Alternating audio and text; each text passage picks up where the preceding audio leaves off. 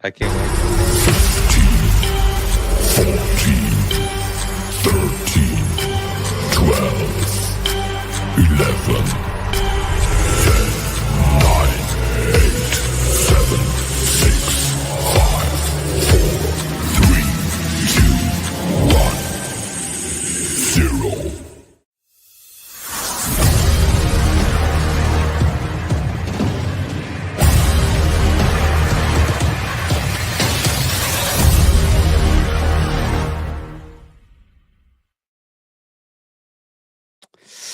And in case you're wondering if you can ever get the smile off my face, I don't think it's possible. Welcome on in to Unsportsmanlike Conduct, or the episode known as the episode after the New York Knicks win the fucking NBA Finals championship, baby. Before we go any further, I need to, and I might say this a couple of times, but when last we were on one of these episodes, we've taken a little bit of a hiatus here. It was draft night, NFL draft night, and I was pissed because it was Game 3 of the Hawks series, and they just lost by 1 point. And I said, I have no joy. There's no joy left in me. I accurately predicted that 5 Miami Heat fans, because why not, would text me right after that loss, and they did. They did, Melo being one of them. And I watched that, and that, just watching that clip back, that is in and of itself what happened with the New York Knicks. My heart is still racing. Let's go around here really quick because I need to calm down a little bit. Timmy T, what's going on with you? It's been a minute. All right, so the WNBA, the Knicks are the champions. The Knicks are the champions. The Knicks are the champions. The Knicks are the champions. Have you heard? Clark is on a roll. I don't know what you're talking about. All right. No. Yeah, man. Hey, listen, I'm not a Knicks fan, but it was a very enjoyable series. It was a very enjoyable finals. Even I found myself rooting for him a bit.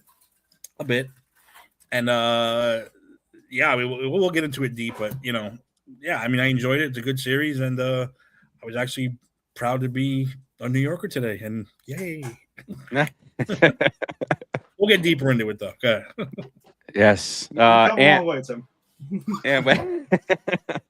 And what's going on with you, sir?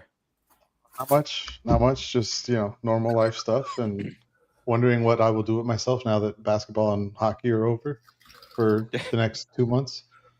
2 months? The Marlins. We just talked about this off air. The Marlins. And I was totally shocked to learn that they're a game under 500. I had no idea that they were even playing still. Yeah. What is so this thing? I thought it was a cool series. I have several friends that are Knicks fans. So it's cool for them, especially being the drought that it had been very, very long time. I'll give Knicks fans, I'll give them a couple weeks here, and then that's it. No more nice things will be said about them after that going forward. Just a couple weeks. Damn. I'll give them to next season. Opening night. In fairness, last time we were on this show and you were complaining that Melo texted you after they had lost that game to the Hawks, I made the comment, which I still stand by, because Heat fans hate the Knicks, and I've never understood why. Because we'll get deeper into that. Yeah. All right. Because there's reasons behind it, and they just can't let it go. There's no reasons. Well, no valid reasons, but there's the reasons. All right, but we get there. Ed, my friend, man? How's it going? Going pretty good. I mean, pretty good. Pretty good. Yeah, it's been a wild time here in New York City today. I mean, over the past couple of months, some stuff going on. And yeah, we got ourselves a parade today, which I thankfully got a heads up before I was about to get on the M train to head down that the bins were closed. And I'm well, don't bother. I guess we're turning right around and just going to watch it on TV then. And Tim, that was at 7 a.m. Yep, 5 o'clock people were out there. Earlier, I heard, like last night. And Tim, last night. 10 Tim, p.m. last night. 10 p.m. I've been to 8 parades here. 8 championship parades. This was the first one where I'm like, Hey, oh. yo, take it easy. Take it easy. Take it easy on that. No, Not- I mean, not I only that, but people legitimately, got Tim can trapped. tell you, I have. Yeah. Did you see the people that got trapped in Fulton Street? Yeah, I was almost going to be one of them. They were just trapped. Like we can't go out. We can't go back on the train. So just stand here for 3 hours until people start moving. That's got to be a nightmare. No, thank God that message came in. My boy JB sent me a message that NYPD put out. Hey, the bins are officially shut down, and I'm like, this is real. So we're going back. Took some time and watched it on MSG. Then like at home, it was cool though. Still, so be a part of it. But They yeah. broke into Get Up to make that announcement. Oh wow, I didn't know that. They said if you were just thinking about coming in, like that, I saw a TikTok or whatever of these girls. It was like 9:45. Oh, we running late. Oh, okay. I'm talking about 7 o'clock in the morning. No, I get that. Yeah. Tim, we have gone together. If I remember this correctly, right? We've gone together a few of these. We would leave around that time, and we'd get there around 8:30, and we were cool. We got a good spot. I still have footage from the Giants last. I mean, we had great spots. Absolutely, right next not to the street, a problem. No problem. Dude, this No. is 53 years of anger. No. Yes. There was something honestly that was like put into perspective the last couple of years, and especially this playoff run is that. Listen, it's we and Farace. I'm not trying to go on the Mets or anything like that, but like the truth is, like the more that we have, the more popular team in each sport, right? Like the Yankees and the Mets, Giants, Jets, whatever, Islanders, Devils, Rangers, and all of that. But the Knicks, out of the two, they have the biggest share of fans. Like it is to the Nets, it's like 99% Knicks fans. You know what I'm saying? Like it's overwhelming. It's crazy. So that's the thing, and you felt it in the city. Like the Knicks unified New York, like New Yorkers in general. Like I mean, you know, Tim will tell you, Tim's a Celtics fan, but he was still like, hey, you kind of got into this, you got swept up in it a little bit because you felt the energy throughout the city, and everyone was just happy. Nobody was doing anything. If you go ahead and cut someone off, it was like, oh, no problem, let's go Knicks. And then, You're good, buddy. Dude, I got a parking ticket, and we talked about the Knicks, and we're laughing about it like about 30 seconds into it. So, I mean, whatever. I don't even know what happened to that ticket. Like, he may have never entered it. I don't know. Right. I was just like, yo, Knicks in 5. All right, cool. Let's go. The ticket's $5. It's $5. No problem. I got you. So. All right. We're going to get deeper into this. We will kind of touch upon the other champ that was crowned Stanley Cup champs down in Carolina. Not a whole lot more else to talk about. There's a World Cup action. We'll chat a little bit about that because that's impacting you guys up there. It's impacting. It's so weird that there's going to be off days. The Mets are off on a Friday night because of the World Cup game down in Philadelphia. Yeah, so they split the series that way. Mm-hmm. I've seen that with baseball over the last couple of years. The random Friday night games on Sundays being off, which never happened before. Never, ever. All right, let's do this thing. Let's look at this just amazing opening for all of you that know I'm probably behind. I wasn't behind when I did the Super Bowl stuff. You think I'll be behind putting the Knicks into the opening scene? I bet you did that right away. God, if I did that, it'd just be the worst. But pay attention. Maybe I did. Maybe I didn't. You know, maybe the whole thing is just the Knicks just win the championship. I don't know.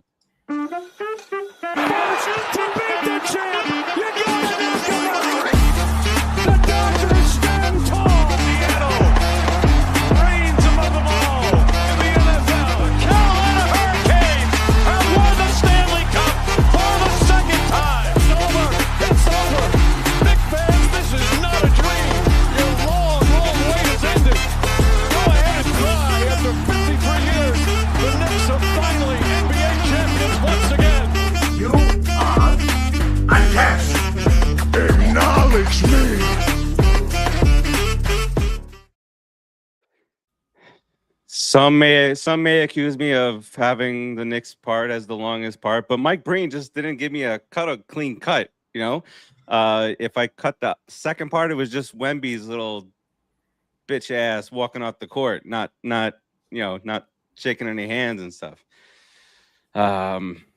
So let's talk about the Knicks. Ant, I said to you, and this is going to sound like I'm rubbing something in now, but I'm not. I'm trying to help you like look forward now. I'm like the guy, guiding you. You know, I'm very realistic on a lot of this stuff, so I'm not too worried about this. Yeah, I know it for sure. For sure.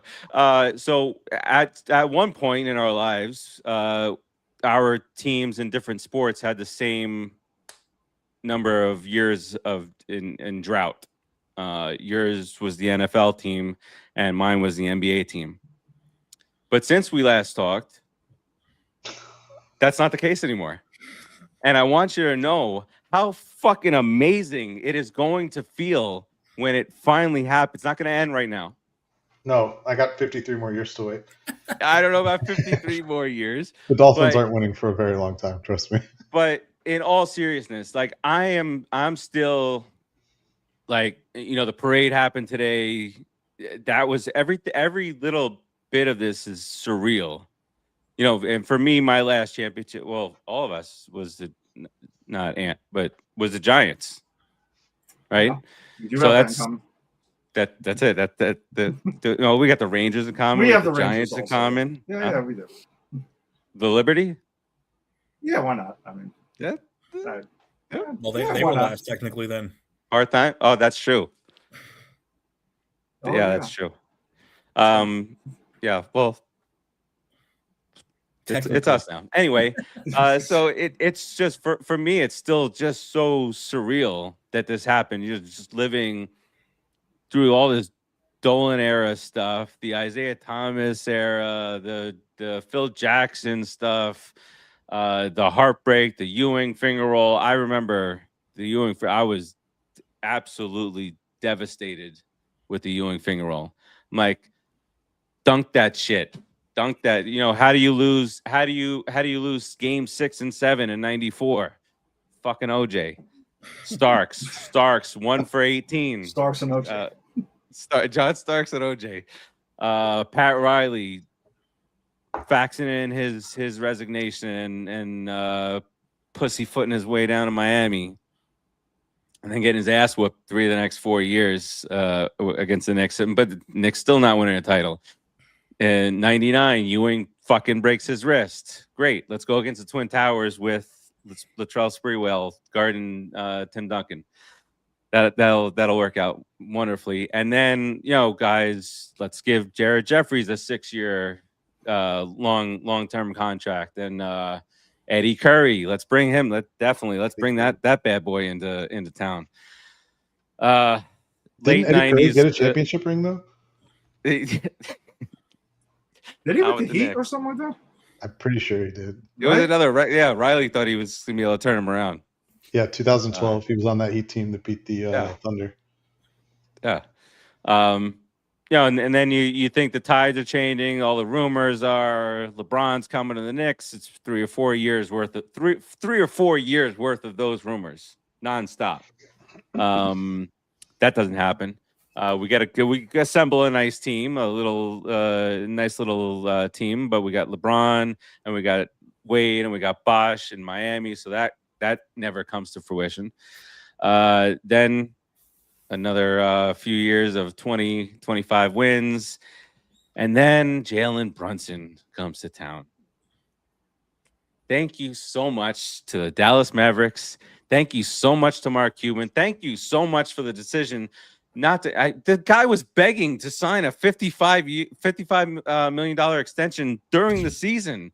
He was already their second best player in that playoff run. And was making himself look just like Luka when Luka wasn't playing. So I mean, yes. Mm-hmm. And the Knicks got blasted. And this is Dolan finally taking a step back, saying, "All right, figure it out. If you could do it, then do it. If not, I'm going to go back to tormenting the fans." But the Knicks got blasted. Overpay this man for what was the total contract? $103 million and whatnot. It's like 4,103 if I remember correctly. Yeah. Yeah. But therein lies the turnaround. And, they talk about building your teams. He had input on this team, whether you want to believe how much input he had or not, but fuck them picks. Josh Hart, Mikal Bridges coming in. Can't say enough about OG and I'm going back. You remember weird things as a sports fan, right? So I remember when the OG trade happened, you asking us in the chat, what do you think? I'm like, I fucking love it. Bring that man in here. Bridges too. I was like, that was a little bit more like, I'm a fuck them picks kind of guy anyway. And then, just brought it together. Thibodeau got us to the 5-yard line. And one thing I will agree with James Dolan on from his speech in the locker room was that they wanted to bring in a coach that would unify the team, that would bring the team together, and that's exactly what this guy did. Who let the dogs out? God, and he brought back that song for the. All right, Farace, how did you feel about that part of it from your perspective? I mean, I thought it was funny, but because you have a history with Who Let the Dogs Out. Oh yeah. Who let the Mets out? Yes. No, I Tim and I are well aware from a different angle the Baja Men performing at Shea Stadium in the World Series, but did it bring back any kind of like bad memories at the same time? Was it conflicting? Okay. No. That's no. Water under the bridge. It was just weird that where is this coming from? Yeah. That was a funny story though. That he when he told it, I was just like, okay. And then you saw at the parade, like he did it again, and Brunson's like, I've been telling him to stop that shit. Yes. And one of the talk shows was, I don't know if it was Fallon. I think it was Fallon, and he was like, please don't do it. Don't do it. And he's like, he got off the float at one point in the parade today, and he was doing it with the fans on the, that's all they do to him right now. That and the Mike. Yeah, it's pretty great. So the chemistry on this team is off the charts, and the one this is gonna weird coincidence. I said when Josh Hart missed that layup, number one, I think I blacked out and went to Patrick Ewing's finger roll for a moment, but I came back and. When he fouled Wemby on the other side, and he just sat there for a minute, and immediately these three guys came over. It was Cat, it was Brunson, and I think it was Bridges. Yeah. But I was like, that is this team. They picked him up, and afterwards, Brunson, after they won the title, he said he lifted him up. He said, "We're good. Get up." And that's just embodied this team. So I just spoke a whole hell of a lot. Anybody else want to talk about from the outside looking in? But so I have one thing. Yeah. You said that this team's turnaround started when you signed Jalen Brunson, and I feel that is very inaccurate. The turnaround for this team started when you guys put Leon Rose in charge. Accurate.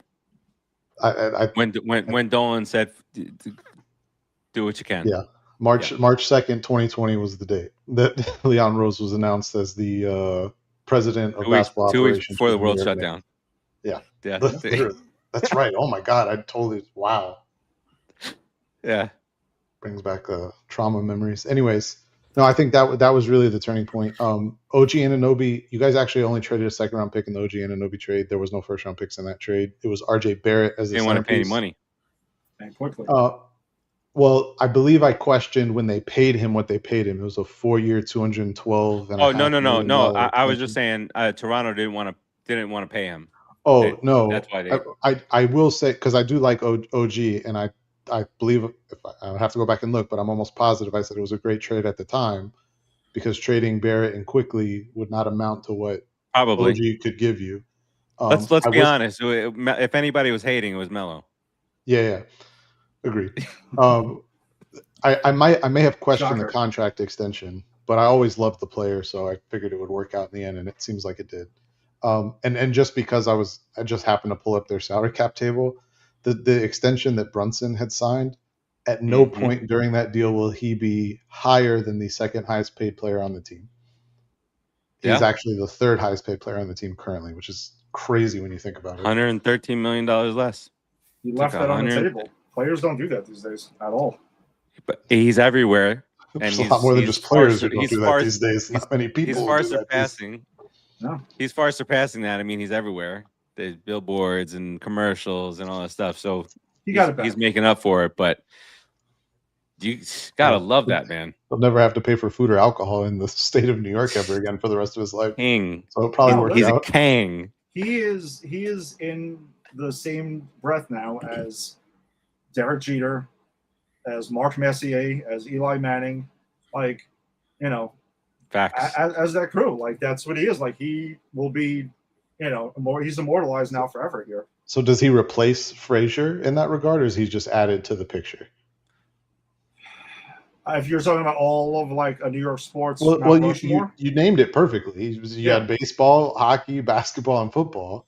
No, well, yeah, no, you're right. I would say that's probably true, and it's because of the 53-year drought. Also, like, this Knicks team is the one that, like, growing up, I heard my father go on chapter and verse about a couple of things. One of them was Mickey Mantle. The other one was like the 70s Knicks.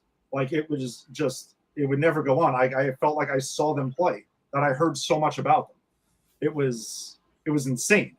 So yeah, I think if you look at it, like, that's what it has to be. Like, Messier led them to the still waiting since 1984 for the Rangers to win a cup, right? Like, you know, now Brunson has done that.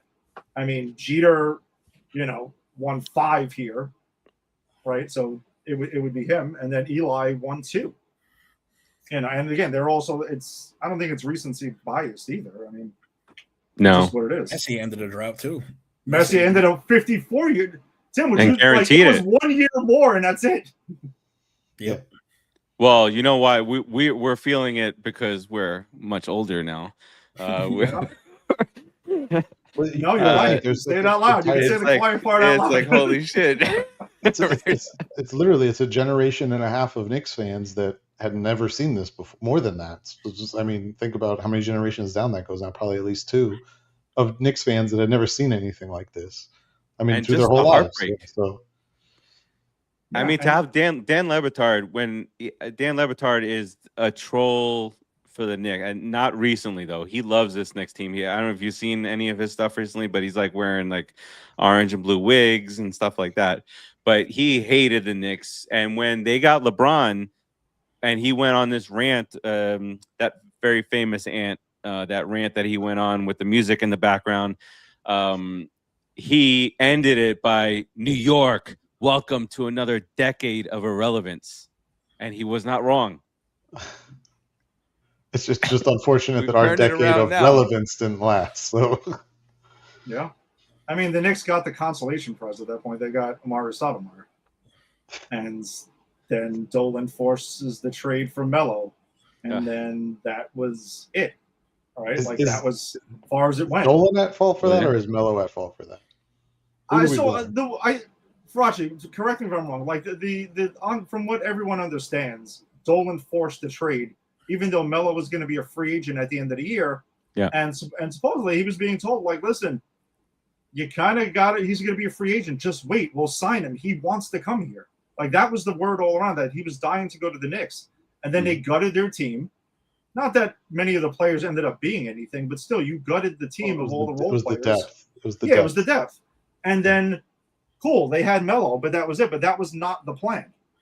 And it kind of derailed them. I mean, they looked like they may have had something. Like, if they were able to keep those pieces and sign Melo and have Stat. Oh, then, yes. Right? Like, that would have... Raymond Felton was Hall of Fame class 1 with the Knicks with Stoudemire. I mean, not so much. Slow down. Have you seen him lately? He was good for a couple of years. I'm not saying he was bad, but I went think for like 35 straight games or something like that, 30 points or more, and that kind of stuff. But I think there was blame on both sides. Dolan got greedy, and I think on the Melo side, wasn't that the year that the lockout was impending?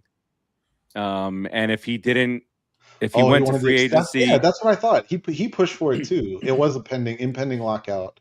Because he wanted to get paid early, so no. Lockout was after their free agency. That's incorrect, actually. Wasn't the threat of what got Dolan nervous? Anthony, I know you pull up these things quick. Isn't that the first year that the Nets moved to Brooklyn, or they were about to move to Brooklyn? When they were, the threat was the Nets were going to jump in and grab him first. Dolan's And- more worried about playing the saxophone on Shit. stage at the Garden. Good fucking call. Yeah, that is the first. That was Am I right? 2012. 2012. Yeah. That like the was the next thing. year. Yeah, it was nervous there that he was going to end up in Brooklyn and be like, oh, I'm home in New York, so I'll just sign here, and that would have been it. And I think that's why Dolan pushed for the trade to happen sooner than they wanted to. Oh yeah, Brooklyn was definitely in the mix, but I just you know, wanna as the Knicks were souring, Yeah. not souring, but trying to stay away from that. Mm-hmm. And I just want to add something to this. And I understand that Knicks fans love Raymond Felton, and I'm not trying to speak bad about Raymond Felton. I We always don't like him love as a Raymond player. Felton. That's Anyways, I think that the two pieces in that trade that hurt you guys more was losing Wilson Chandler, who was a pretty good wing at the Oh, yeah. time. He He was a was. 3-and-D player before the term became common knowledge. And Gallinari. Donalo and Gallinari, who would have, my God, you would have had Amari playing the 5. You would have had a closeout of, because I think they had Tyson Chandler at the time too, if I remember correctly. You would have had he came later. He came later. He came later. He came later. You would have had She said- a closeout lineup with Amari at the 5, Gallinari at the 4, Melo at the 3, Chandler at the 2, and Felton at the 1. And that's a pretty competitive lineup, and it offers really, really good spacing with guys like Gallinari, Melo, Felton, and Wilson Chandler, who could all play the perimeter while other people were doing other things. It was a really balanced team if they don't make the trade, but they made the trade, and the rest is history. Yeah. It was one of those trades where I didn't want it to happen. I was willing to just rest of the season, sign him afterwards. But when it happened, I was kind of leaning. I was happy. I like Melo, but I was like, man, this is not going to beat the Heat. Why do the Miami Heat hate the Knicks so much? Ant? I've asked this question numerous times. I don't understand it. And I don't, and I've said this before, and I'm not meaning this to take a shot at Knicks fans because it's not my intention. Aside from like a 2-year stretch in the 90s when neither fan base was realistic in their chance of beating the Bulls. Yes, I'm exaggerating the 2. It's probably a little longer. But aside from a small stretch in the 90s where neither team was beating Chicago, these two teams have not been at elite levels of competition at the same time in their entire existence. It's not like Boston, and I'm not trying to pull Tim into this, but it's true. Like, Get in here, Timmy. no, but it is like Miami and Boston were competing for championships at the same time, and it was year after year. I mean, basically from what we're talking from 2005 through 2013, before they finally traded Pierce and Garnett. So I mean, it's almost a decade of them playing almost every single year in the playoffs. Like, we never had that with the Heat and the Knicks. It wasn't every year in the playoffs with both teams with championship aspirations. That's why I've never understood it. I think it has more to do with the Florida-New York connection than it does with actual competitiveness between the two teams. And like I said, I'm not saying that as a shot at the Knicks. And it's why I've never understood the rivalry. It never made any sense to me. Is it really Nothing about since the late 8-1 90s. upset? Yeah, the 8-1 upset in '99. They Is it really about that? That's where I go back. I go back to Pat Riley submitting faxing his resignation, and then the Heat thinking that they were going to dominate after that, and the Knicks beat him 3 out of 4 years. The only year that they lost to them was P.J. Brown, Chuck and Charlie Ward, 17 rows back. Yeah. Jeff And Van Patrick Gundy Ewing hanging on stepping legs. his big toe across the line and getting suspended. They lost by what was it? But they lost by a point or two at the Garden in Game 6, and then Tim Hardaway couldn't miss a fucking shot the entire fight. Tim Hardaway was pulling up at half court, dropping threes in Miami. Turned into Steph Curry before Steph Curry. Right, but every single year, those four years, the Knicks and the Heat that's when it was at the rivalry. I was at playoff games where they put me on the Big Tron, and they put the flame coming up me and burned me alive. LJ give me the sign back then. Hey man, I was row 3 in the playoffs in Miami. Nice. That's back when tickets were affordable for sporting events. Get me started with that. The playoffs here. We went to one playoff game, and that was in Philly in Game 4 for the closeout. That was it, because they were a third of the price of the Garden. I remember getting World Series tickets in '97. I mean, technically we got them through my mom worked for Coca-Cola at the time. That's how we got them. But I remember those tickets, like the list price on those tickets being like $40 or $50. Like, it's like Dynamic pricing, Anthony. Dynamic pricing is what happened. Well, even the year the Dolphins won the division and hosted the Ravens in the first round, I think it was 2008, right? 2008, yeah, it was the year after the perfect season when Brady blew out his knee. 2008, I remember going to that playoff game. I sat Oh, sorry, that was rude. even with the end zone Restless. pylon on the Dolphins sideline. I was in the second row off the field. I paid $80 a ticket for those tickets. Wow. You can't sit down there now for like less than like several $100s. I paid $80. Well, Timmy, as a Celtics fan, what allows you to be okay, with the, not just because you're from there, but I feel, I might be biased here, but I feel that this was a very likable team. There's not an asshole on this team. They play every game. There's no load management with this team. They're one through whatever coaching staff, trainer, like everything's like they're whole. This is the true definition of a team is what I thought. I don't know what people think on the fucking Miami Heat fans, but I'm only interested in what you got to say, Timmy. No, dude, you nailed it. That's exactly what I was going to say because I'm not a huge fan of today's game and the way it's played, but you're absolutely right. This is a team. There's no. Again, I'm not shitting on Brunson, but was he considered an all-star, one of the best there is before he got to the Knicks? No, he wasn't. No. Right. And let's put it this way. I'm not trying to be an ass either. I can name 2 Knicks before this series I watched. 2. Him and Towns. I don't know who the hell these guys were. I mean, who the hell are these guys? I don't know who they were. OG. Every time I put the game on Major League, who are these fucking guys? I kept saying, who is this? Who's this guy coming off? What's Chame? What's his name? Who is this guy? I had no idea. But I think they were a definition of a team, and I like that. I like that a lot. They said they are very likable. As much as I wanted to fuck them, man. I don't want them never to win. You kind of like, all right, they really should win. It's time. And we've been talking about it even before, on this show. We need a damn championship here, man. At this point, I don't care who it is. We need one. I'm tired of getting shit on by these other cities. We gotta have one. Again, the Liberty was the last one. No offense to the Liberty, but nobody cared. Nobody cared. And for a personal reason, wasn't as many people as today. Well, and for personal reasons, I wanted Steve to win one. Ed, your dad, one of the sweetest men in the world, he deserved to see this. God bless him. I know he did see it. He got the Yankees and the Giants, but the Knicks were a big deal for him. So, I'm glad he got to see it. And my boy George, my friend George is a Knicks, Jets, Mets fan. This dude is 50 years of suffering. I don't even know if he likes hockey or not.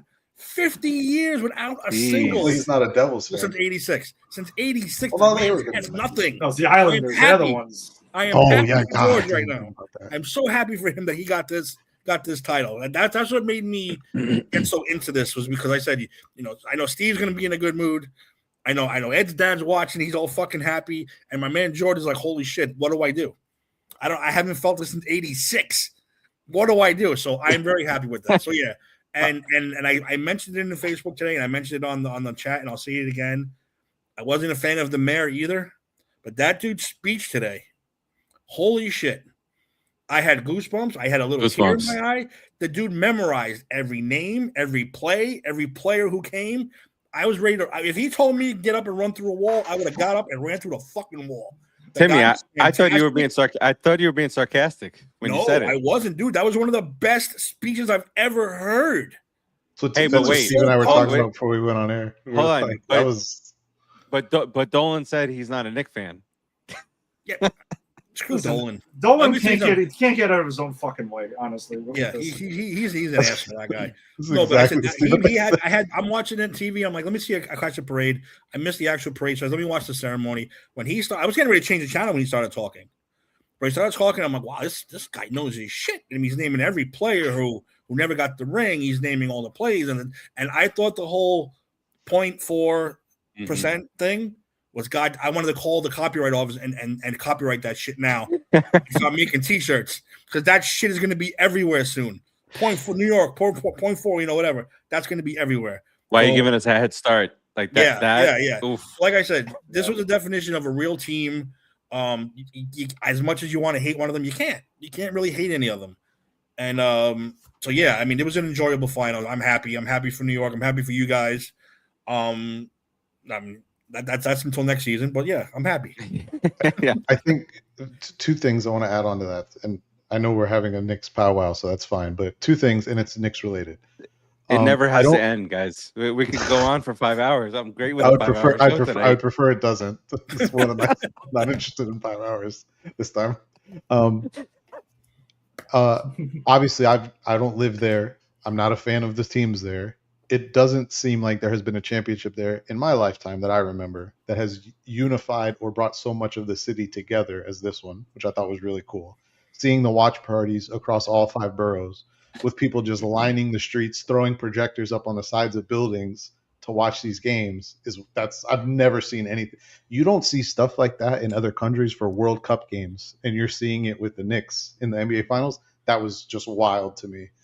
And the other thing, which I thought was really cool, and it not to tag on to the speech because we all talked about it, we all thought it was a great speech, but like you can pull a moment from this series from probably like 9 different players from that team where they had a moment that probably, like, if they don't have that moment, they don't win a game.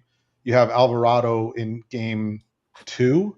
Was it game 2? No, 4. It was 4, right? Where Alvarado had his little stretch where he got like 9 points in 3 minutes or something like that. That was game 4. During the It was comeback. game 4. It was part of the comeback. He was playing him and Brunson. You have Mitch Robinson, who is extremely quiet throughout the series, and then in the closeout game comes down with the biggest offensive rebound of the series, which pretty much cemented it for them. What? Yeah. You have OG. OG had multiple moments, but the tip obviously was what everyone's going to remember. That's like one of those moments that will be replayed for hundreds of years from now. That's the Tyree catch. That's the Jeter jump, Exactly. like diving into the stands. It's with all of it. Yeah. It is. It is. And just Josh Hart not really being a factor scoring, but having like a 14 or 15 rebound game where he's pulling down huge rebounds in crunch time, and he's like the third smallest guy. He gets rebounds that break teams. Yeah, that's what he said. Yeah, he breaks their back. He makes them humble. Yeah, I mean, but literally, you could go down the list, and like I said, there's at least 9 different players where you could bring up moments like that, where if they don't have that moment, the Knicks lose that game, and then we could be talking about a completely different series. So I think that was really cool. It's obviously they were carried by Brunson from an offensive output standpoint. Oh, excuse me. But I think to just say that Brunson carried them really, like, I feel like you didn't watch a basketball game or watch these basketball games if you're saying something like that. Because no matter how many points Brunson scored, there was so many plays in every game that they won where people like that were making those extra plays and serving their purpose of like helping them get to this point. So that was really cool. It was really a team effort, and that's what I thought was really neat about it. Like I said, the Alvarado one, I remember, and I hate to bring Bill Simmons into this, but he said this on his trade deadline pod this year when they traded for Alvarado. He's like, oh, that's a great trade for them. I actually really like that as a basketball trade. That's a guy that's going to have a playoff moment. Well, who the hell knew it was going to be like in game 4 of the NBA Finals? So and he's having a fucking blast. Yeah. From a selfish standpoint, I hope Dolan likes this feeling so much he gets his shit together and helps the Rangers build a goddamn team finally. Don't count on well, they've taken a couple steps back here, but couple. The problem is Dolan thinks he remembered he owns the Rangers and then interjected himself, and now here we are. Yeah, exactly. So they need to find their hockey version of Leon Rose. Leon Rose and Worldwide West, and it's probably not Chris Drury. I mean, Leon, I know I don't think he's actually from New York. I think he's from Jersey, but that's basically one and the same at this point. He's a lifelong Knicks fan. That's where this interest came from, I assume. Right? Yeah. For him to. Yeah. Okay. And he's been connected with them because he was Rick Brunson's agent. Well, he's been agent to a lot of people. No, but I'm just saying, like, he has ties to the Knicks, and ironically, bringing his son.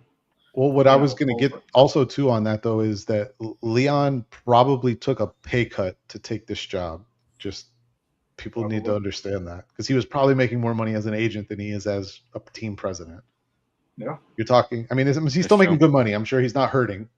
But you're going from making probably in the 8-figure salary range on an annual basis based on your commissions to like 4 or 5, which again, he's not hurting. He's fine.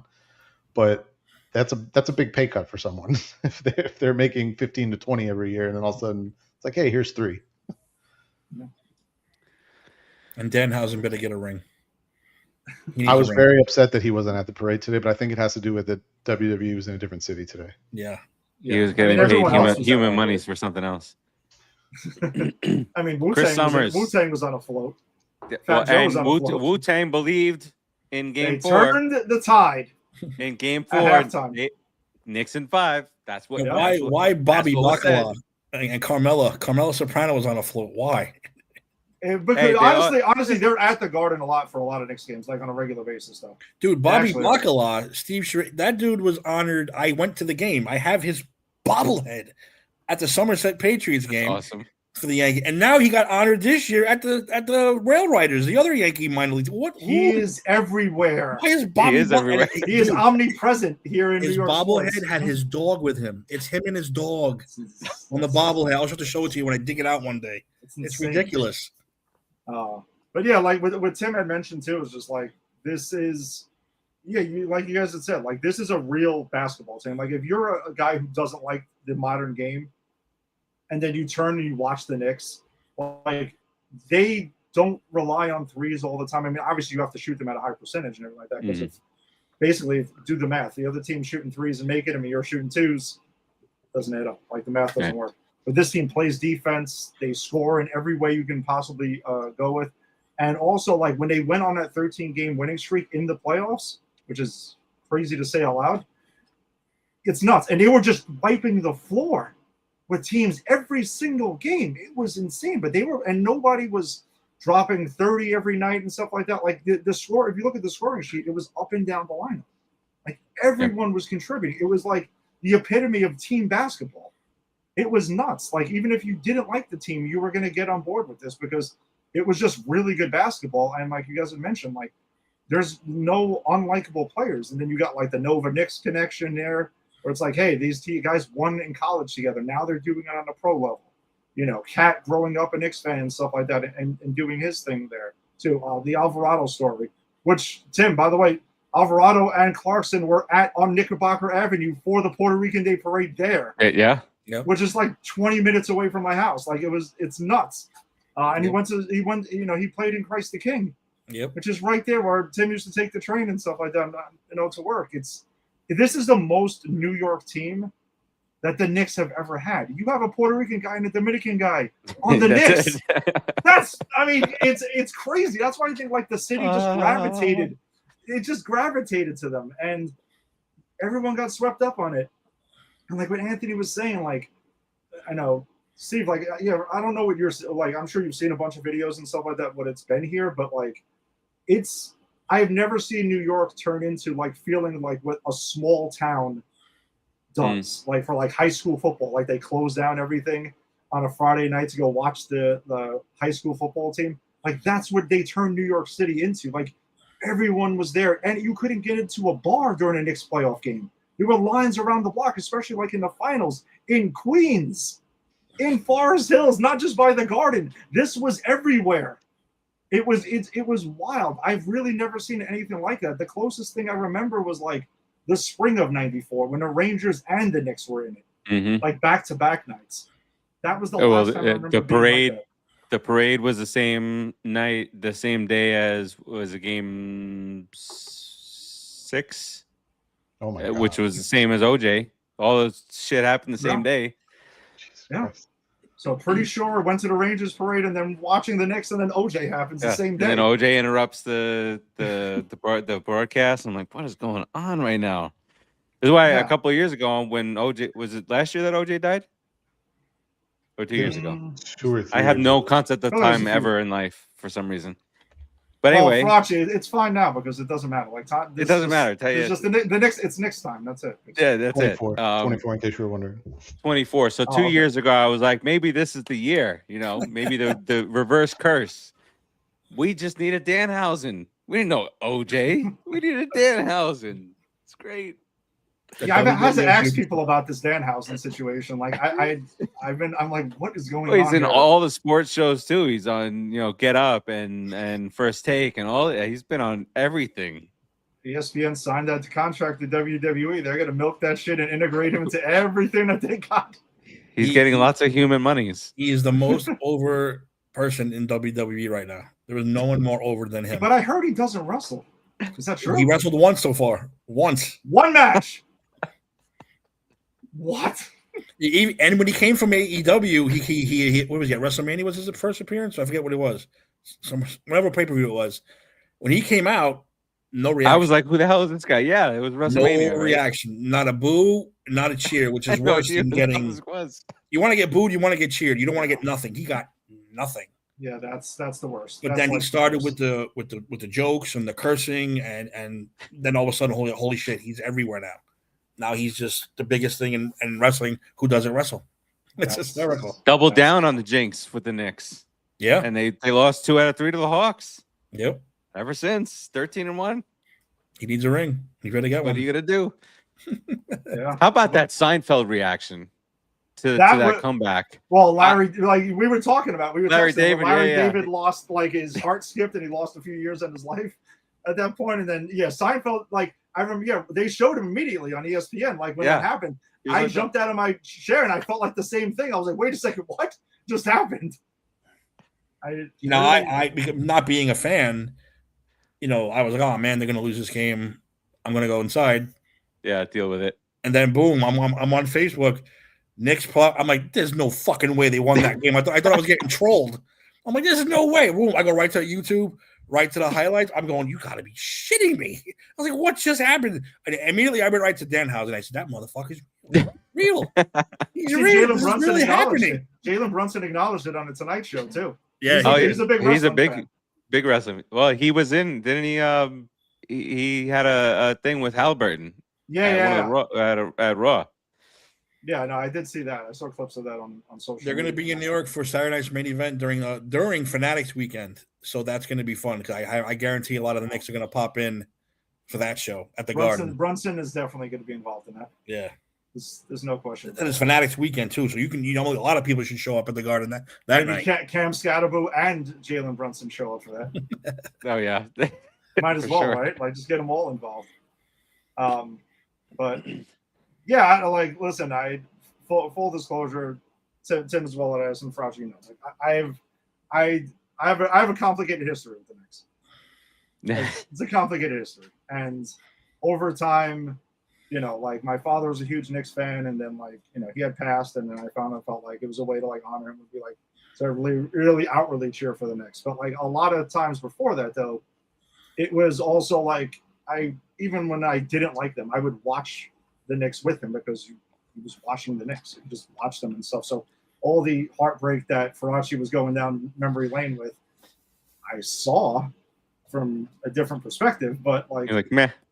Yeah, I was just kind of like, whatever. I mean, but yeah, it's just it is a pretty unique thing. It's a different feeling and stuff like that. And, like, I'm sure a lot of the emotions to the whole thing is, like, tied to my father and stuff. Like, when they won, I cried.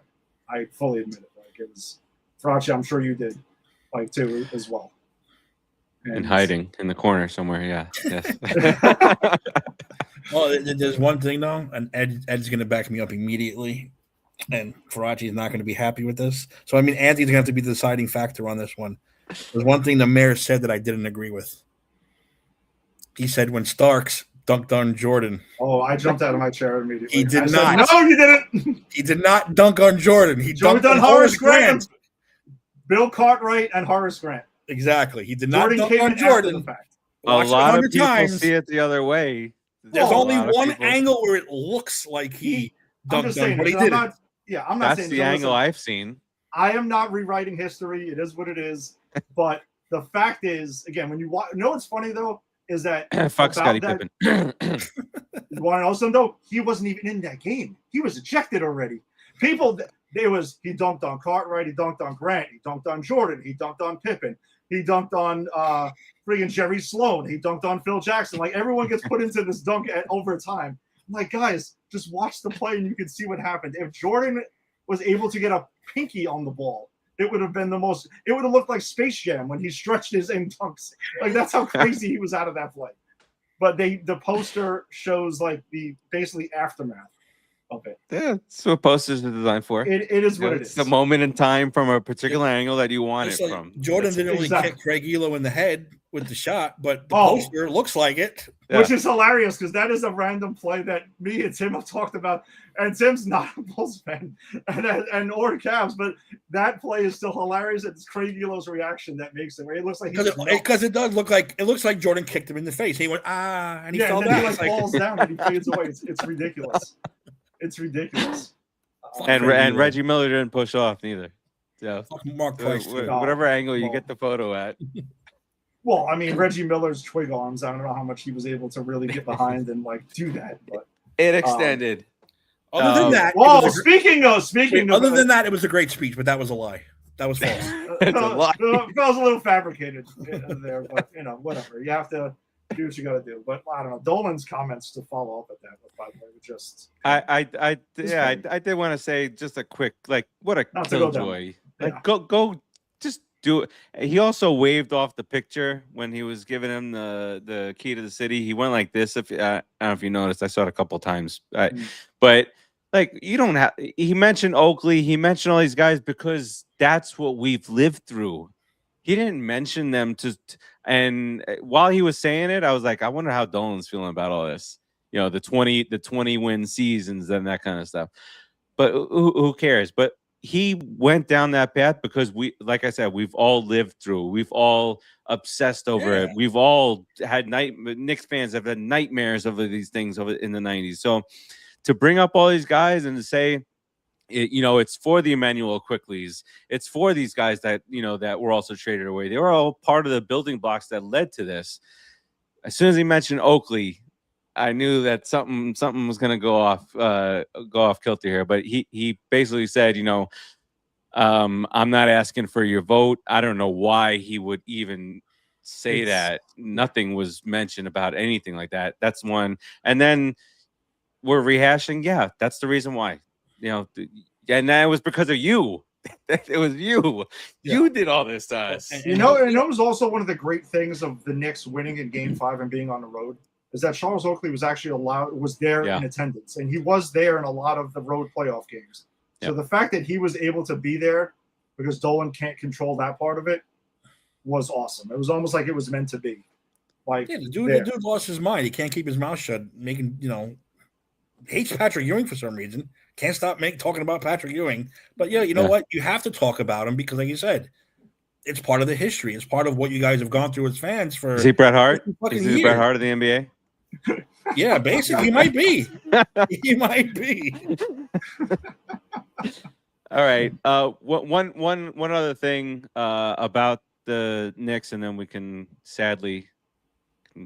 We can still intertwine the Knicks in a little bit. We don't have to stop. But the videos that are going around with like the kid wearing the Ewing jersey, and then a little bit later on he's wearing a different jersey, and then it's or a Sprewell jersey, and then later on he's wearing a Melo jersey, but now he's got the wife and the little baby. Now he's wearing the Brunson jersey, and he's got the dog, and that's us. That's every Knick fan that was growing up. Teenagers in the 90s. Anybody growing up as a teenager, as a Knick fan in the 90s, that video that hit me. That hit me pretty good because I had my son out there. I watched the games outside till whatever time that 29-point comeback. I was screaming, "Oh my fucking god, they did it!" Screaming at the top of my lungs at whatever time that game ended.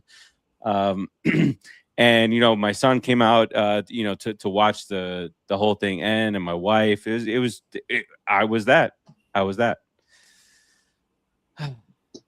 We'll see what happens. You got to see you cry over a sports team.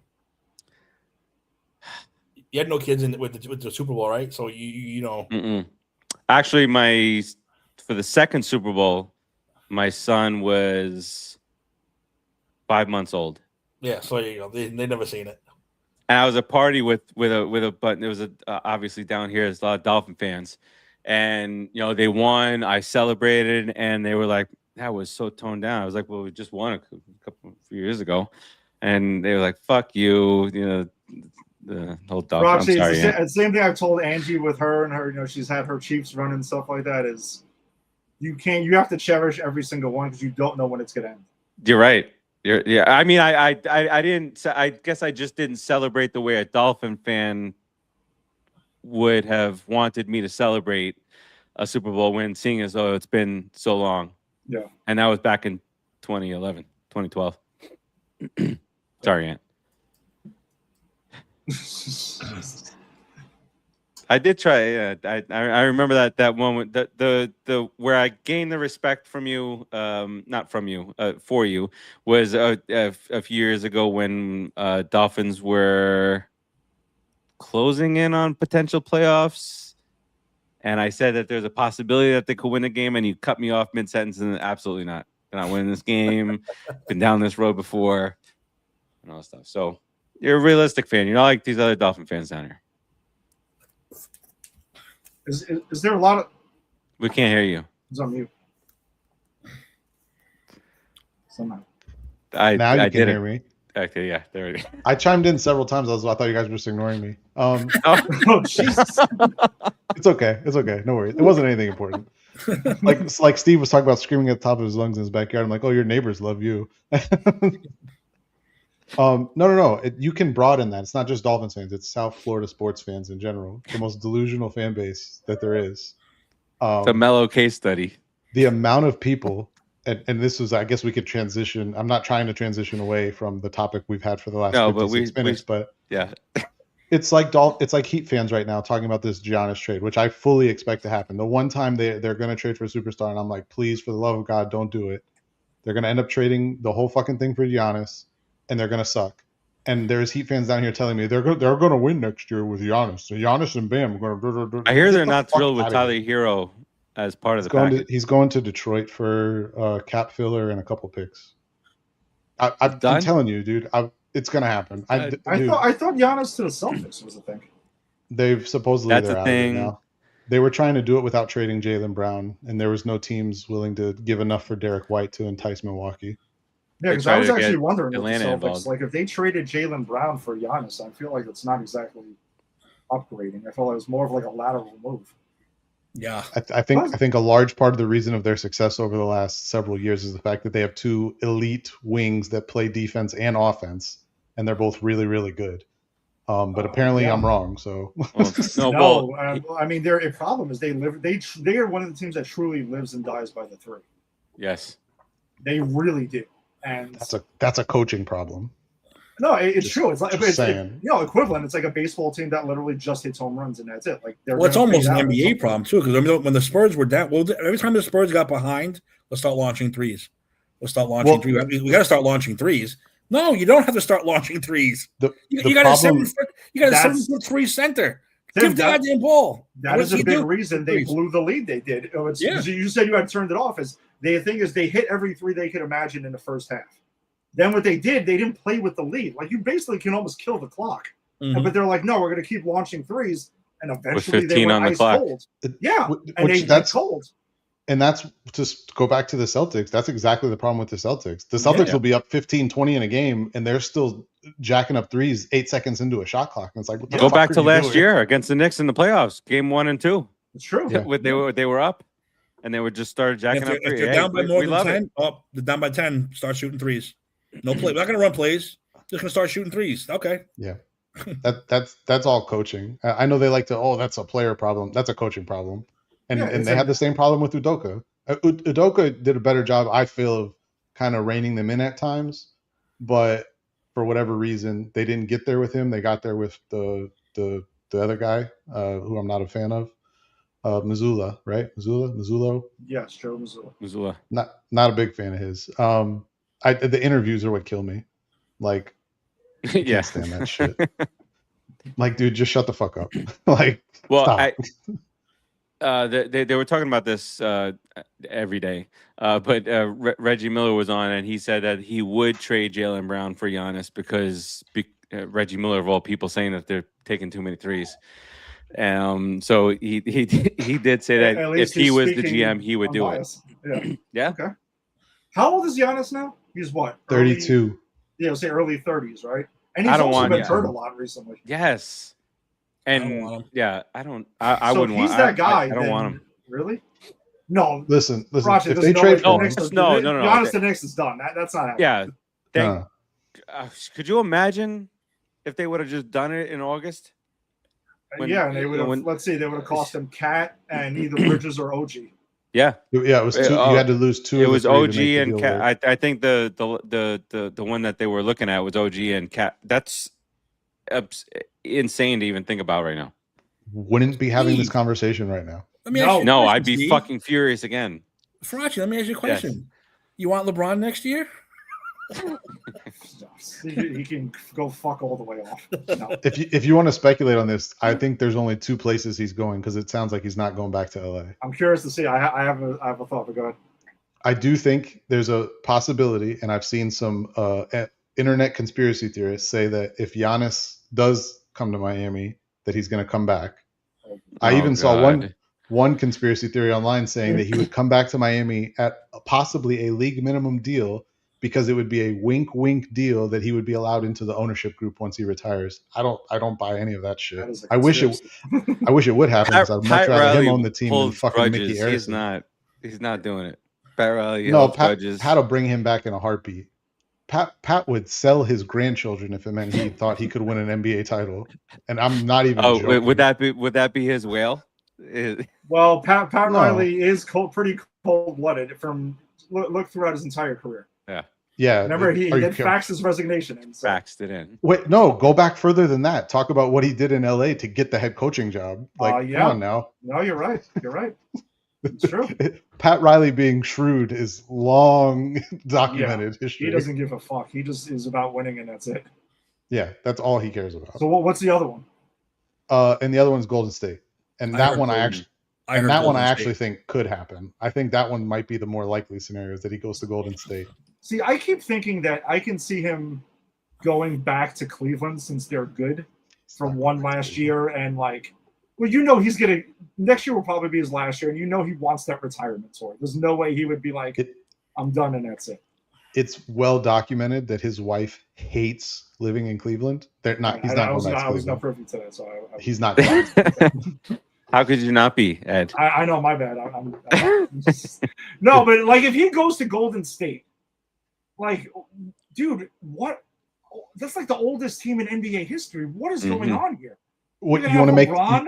You want to make them older? LeBron's 25 though. The rumor LeBron's the opposite of Dominican baseball players. The rumor is LeBron goes to Golden State. He signs for the mid-level exception, so 15, 17 million. And they trade Jimmy Butler, one of their younger players, and all of the picks they own for Kawhi. And you have Curry, Kawhi, and LeBron going into next season, all at 36, 37 years old. Yeah, and LeBron's 40, but and Kawhi will play 30 games. Shouldn't they be playing in a YMCA league or some shit like that? At that point, something maybe was it Drew, Mr. Uncle Drew or something like that? Uncle Drew, the older player, yeah. Kyrie Irving, yeah. Yeah. The movie. Yeah, that's what reminds me of that team, and it's just I don't know. The Golden State's cooked, man. I bet LeBron signs, gets a schedule, and goes, I'm not playing this game. I'm not playing this game. I'm not playing this game. I'm not. Okay, there you go, LeBron. You're a true fucking hero. Yeah. How many games did he play this year? Played a lot of games and a lot of minutes. Yeah, I was about to say. I thought he played actually a ton this year. Played a lot of minutes. He played 60 games. He played 60 games and he averaged 33 minutes a night still. 60, I'm shocked. What about in the playoffs? I feel like it was they were making him play 42 minutes a game. 38 was his no average. Luka. What were they doing then? Yeah. No, but I'm saying the guy's 41. Well, I think he's just charging up for the playoffs. He's just basically in his chamber charging up, and then he's going to go just play in the playoffs. Oh, I totally forgot that they beat Houston in the first round. No, or was that a play-in game? I don't even remember now. Hold on, I'll look it up. I'm sorry. They did. I think they did beat Houston in the first round. Yeah. I think that they were in the play-in though, weren't they? No, they were not in the play-in. Yeah, they beat Houston 60? in 6. They won the first 3, lost seed, right? 2. Yeah, they were the 3 seed. Houston was the 6 seed. Yeah. and then they got swept by OKC. Most of us picked Houston, I think. I don't You might remember. have picked. I don't remember. If you picked the Lakers, that's what put you over the top. That's what tied you with Timmy. It could be, but I really don't remember who I picked in that series. Yeah, That could nor go, that should could you. go either I mean, way. yeah. All right, let's move on to hockey. Should I just want to get everyone else's take? Like, does anyone think Giannis is going anywhere else? I did want to say one more thing in basketball. Go ahead. Giannis. Outside of Miami and Boston? I mean, those are the only two teams that have been heavily rumored. I haven't heard. I know there were some whispers of like maybe Atlanta would go after him. Like that dude doesn't want to go play for Atlanta. That's not happening. No. I saw Boston trying to get Atlanta involved in a 3-way or a 3 or 4 team deal. The only 3-way deal I saw with Boston getting Giannis that I thought made a lot of sense was the one with Jaylen Brown going to the Clippers. The Clippers sending draft assets and one of the young players, I don't remember which one, as well as cap filler to spread out between Milwaukee, but mainly to Milwaukee, and then Giannis going to Boston. It would have got the number 5 pick would go to Milwaukee in that scenario. They would also get Boston's like picks in like 2030 or whatever, and it was like 4 or 5 first round picks to Milwaukee. Picks. Yeah, 4 or 5 first round picks to Milwaukee, Giannis to Boston. So, but it sounds like that's dead. It sounds like Boston's completely out now. So good. Well, if it's just the Heat that are interested, they've said that they want to move him by the draft. You know what that means? We're going to give up way too much bidding against ourselves by default. This is where Riley shines. By default. Although we can't even blame him anymore. We got to blame Harrison Jr. over there, Nick. They say that he's actually the one calling the shots, and it's been like that for a while. Are they just trying to defend Pat Riley's legacy? There's a lot of people in the front office or supposed sources in the front office that claim that's true. Fuck Pat Riley. Yeah. Fuck Pat Riley harder than fuck them picks. Hey, wow. It's fun having someone run your team that is that ruthless because it usually keeps you relevant. Although it hasn't for about a decade now. So yeah. Oh, fuck him anyway. Did you guys see Mikal Bridges drunk on his Instagram live? Oh yeah, that drunk everywhere. Yeah, and he was like F them picks, and he called Dolan Tyler Kolek jumped in and yelled it for him when he was being interviewed by MSG earlier. Did you see what happened with Kolek today? Yeah, Kolek got stopped when he was running in the parade because the cops didn't know that he was on the team. He was like, dude, I'm on the team. What are you talking about? Yeah. No, there's no white guy on that team. No, it's me. It's me. When you look at him running there, the way he was dressed, you can probably see and he had a beer in his hand too. It's like, what is this guy doing? It was hilarious. There's a lot of funny stuff that came from that game parade. It was pretty. Did you see the ladder match, the pole match?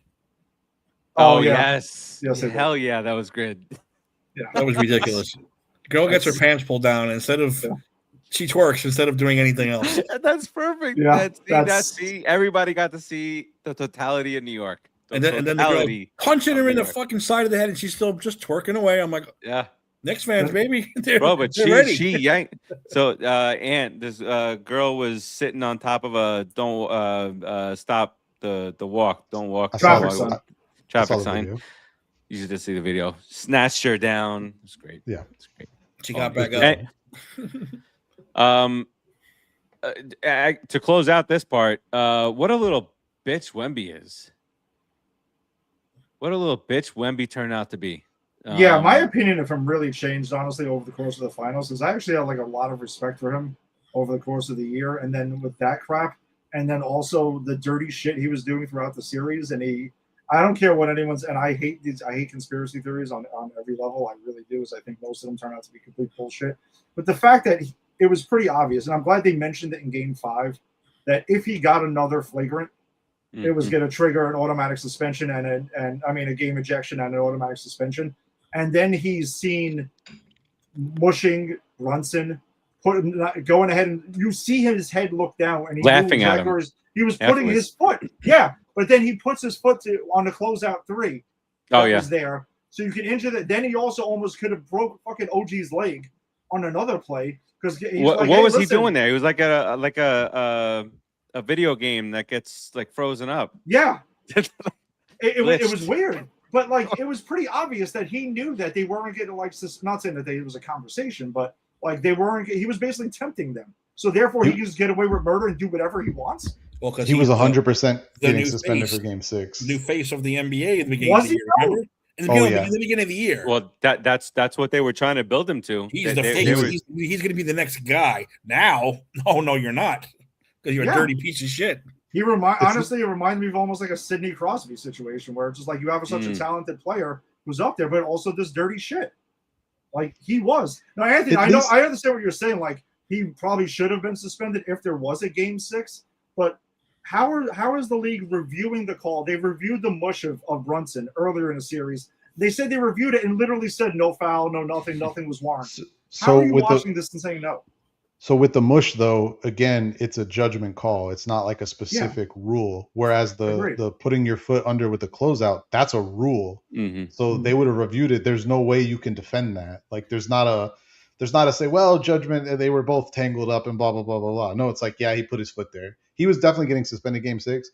As a basketball fan, I'm very happy that we didn't get to that point because the last thing I would have wanted to hear all offseason is like, they would have won if he got to play in Game 6. And Exactly. Yeah. No, I mean, you're 100%. Yeah, right. that for sure. Yeah, that definitely. Oh, God. Yeah. I'm so glad it They didn't come didn't to want that. the asterisk. Oh, if Wemby played, no, he did play and he fucking choked. As the only member of the group who has documentedly not been a fan of this kid since before he came into the league, I don't like him. I have never liked him. Things like this are not new. He was doing this shit in international play when he was younger. He was doing shit like this in a rookie year, pouting like a little kid in games they were losing. The way he talks about himself, which I understand, to be an elite level athlete, you do have to have a certain level of, I want to use the word confidence, but it basically borders on arrogance. So I understand that. But like the way he talks about himself and then to play the way he did in crunch time in this entire series, not just like one game, he did not have one good crunch time moment this entire series. He was terrible in the fourth quarter. Like even after he was in our head, right? Even after he was in our head, he missed two free throws. Oh, so glorious. What about Sochan? Did you see the video of Sochan actually like chasing him down the tunnel and him like just totally brushing him off and ignoring him? Yeah. Dude, and that's supposed to be someone you're like actually good friends with, like someone that you, even though you're not teammates anymore, you still hang out with. Just teammates, like a few months ago. Yeah. How about Sochan anyway, though? By the way, like you beat the team that cut you in the fucking finals. That's nuts. And he had a fucking blast today too. I mean, they all did, but the man had no shirt on the entire time. It was when somebody's shirtless, that's it. Yeah, it's. Yeah. I mean, and Mikal Bridges, what show was he on that he took a shot? I mean, was it Good Morning America? They said it several times. Just to this is tequila. Yeah. Yeah, and OG was definitely high on Good Morning America. OG is amazing. I fucking love OG. Do you think he plays it up though with the whole not smiling thing?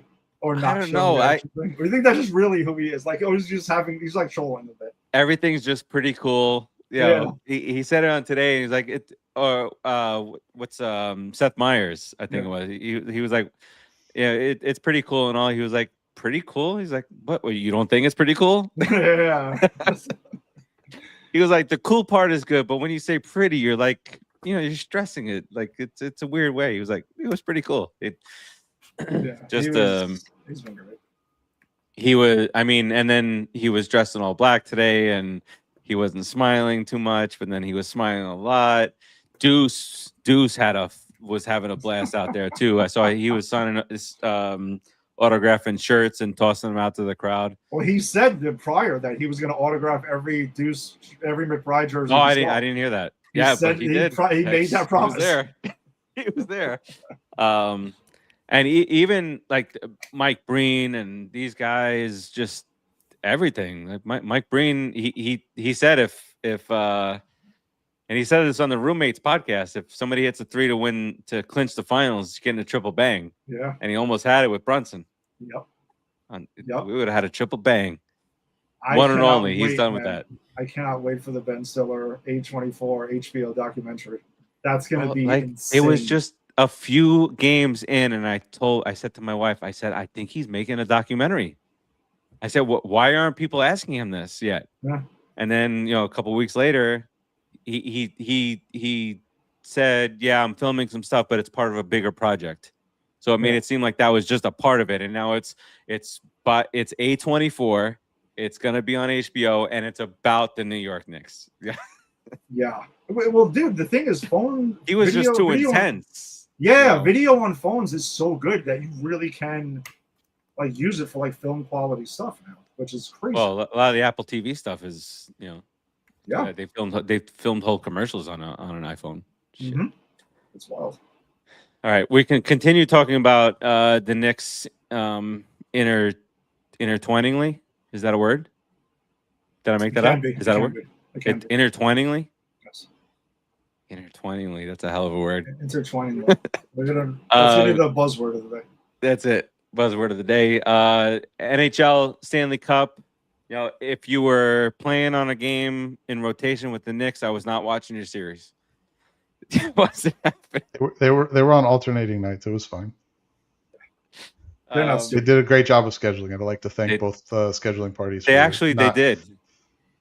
Except for the one night that they scheduled. And except for that one night they scheduled Game 3 of the first round of the playoffs on the same night as the draft. But I feel like my reaction. Too many teams involved at that point. My reaction lent its hands to the Knicks turning it around. All right, Farace, I got to ask you a question then about this because this That's what I'm going to tie it into. It's directly about that.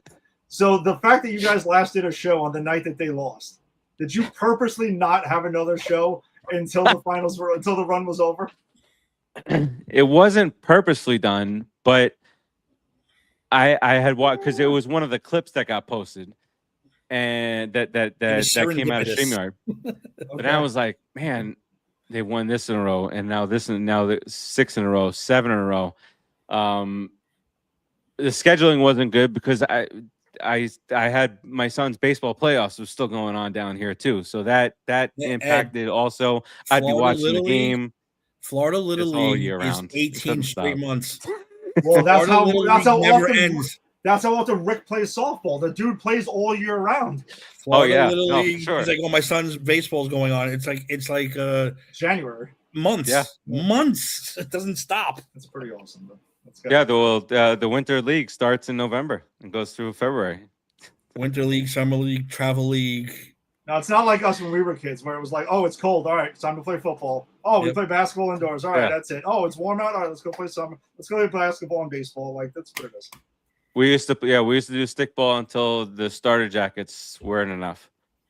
But there were a few times, Farace, when I knew the Knicks were playing, I was going to call you just for a joke and be like, we should do a show tonight. Nothing's going on. You want to do a show tonight? You know how many times I had to push off shows with Jason and Lisa? It was just like, wait, the NBA Finals or the playoffs. Were you available this night to do this? I even toyed with the idea of saying, we'll do a live watch. No. And I was, I can't. You can't do that. Because if something happens, then you can't do a live watch with you. You walk off the fucking screen, you just curse, you walk back and forth, you disappear. Dude, it's too much. The playoffs are too much. It's very stressful. Yeah, very stressful. All right, I just don't do a superstition on it. Me and Tim we both shared many superstitions over the years with our teams, with seating positions and clothes and goggles and everything, and people peeing and stuff and all of that. So I just wondered if there was something going on where you were like, oh, we're not going to schedule until the run's over. It was the jinx and all this stuff was superstition never more apparent than a couple years ago. Mets in the playoffs against the Phillies. Mets weren't scoring any runs. I turned off one TV outside. I went to the other TV. That was the inning that the Mets loaded up the bases Lindor hit the grand slam. That's it. It's a thing. You just got to catch it at the right moment. Got to know what you're doing. It's like you're driving. You got to see a couple of, like Costanza. You know, you're seeing a couple of things ahead of you. You got to move it around. There was a guy down here, Alex Dono, I think was his name, but he did some Heat stuff, UFC stuff down here on a radio station down here, 790, and I think there was one year with the Heat. It was a hashtag, Dono seat tilt, and he would adjust the position of himself in the same chair, and the Heat started coming back. So he just had to continuously do it. That's what we do. It's not crazy if it works. But I watched 2 Super Bowls standing in my kitchen. I had a nice, comfortable chair. I said, stood in while everyone around me sat comfortably. I stood in my kitchen with my arms folded. I didn't sit down for 2 Super Bowls. You got to do. Like 5 hours of standing. That's brutal. If they make another one, I'm gonna end up fucking standing up again too. That's just what I got to do. So you better stretch now. Yeah, true. I'm a lot older now. We get up there. You got to be careful what we do here. All right, let's get really quick. We got a 3-minute segment here on hockey. Let's just talk about Rod Brind'Amour at 55 years old being fucking ripped as he is. Did you see that dude in the locker room? His name's Rod the Bod for a reason. Jesus, I was like, look at this guy. The new Jesse Ventura. Oh man, I forgot who it was, but they had a player a couple of years ago who talked about. They were asking him like, "Who do you think is the hardest guy who works out in the gym?" And like thinking he was going to pick a player, and he said Rod Brind'Amour. He said the coach. I believe it. He's in there every day lifting with us. It's crazy. Did you see the thing where he had a special cinder block made that weighed the same amount as the Stanley Cup, and he had them doing a special workout all season, and none of the players realized what it was for, and they were lifting the cinder block. He had a name for it. Yeah. And they had a name for the workout and everything, and none of the players picked up on it. And he told them about it after they won. I was like, "Yeah, I was preparing you guys to lift the cup." Dude, that is diabolical for a sport where no one even wants to touch the cup. I think it's outside of it. I think it's funny though, because like obviously he's a lot tamer now, he seems a lot tamer as a coach than he was as a player. And I think a lot of people forget how he was as a player. Like, dude is a psychopath. Like literally. Like, oh yeah. Well, he didn't touch it on the ice, right? He waited to that moment. Am I wrong, or did he touch it on the ice? No, yeah, he picked after they won. Yeah, he got a turn with it too on the ice. Oh, he did. I missed that. He was the only person I saw who was like tossing it up to himself as he was holding it. I'm like, this guy's fucking nuts, dude. You didn't see that? He was like sitting there like tossing it in his hands. I'm like, this guy's fucking absurd. Mandelbaum. He's gonna be Mandelbaum later in life. You think you're better than me? You think you're better than me? I'm gonna lift this TV up. I'm not trying to compare. I'm not trying to compare the two championships because one franchise obviously waited 50 some odd years and the other waited like 20. Very big difference. I don't even think it's 20. I think it was less than that. But from a team standpoint, very team-oriented teams, not carried by an individual. Very much a cohesive unit playing and winning a championship. That was one of the reasons I picked them. I thought Vegas was extremely talented. Mm-hmm. I don't think Vegas had the same cohesion that a team like Carolina has had with largely the same core of players over the last several years. So I hate Vegas. It's just crazy what Vegas has been able to do in their 9 years. Don't get me started. 9 years. They had the fucking best expansion draft rules ever in the history of hockey. Don't get me started on it. And don't get me wrong. Like there was a lot of teams that made poor trades that helped build with this, but also a lot of teams were in terrible situations because of these fucking expansion rules. So it's garbage. Not a fan of it. By that standard, the fucking woolly mammoths, whatever the hell they are, should be champions in 2 years. Well, they did.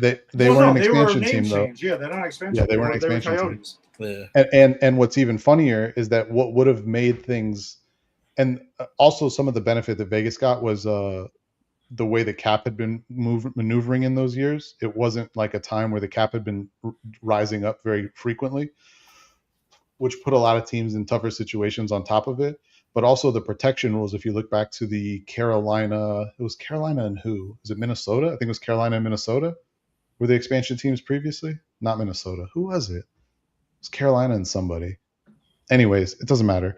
But if you look back at the expansion rules, the number of players they were allowed to protect was actually less than it had been the previous time there was an expansion draft.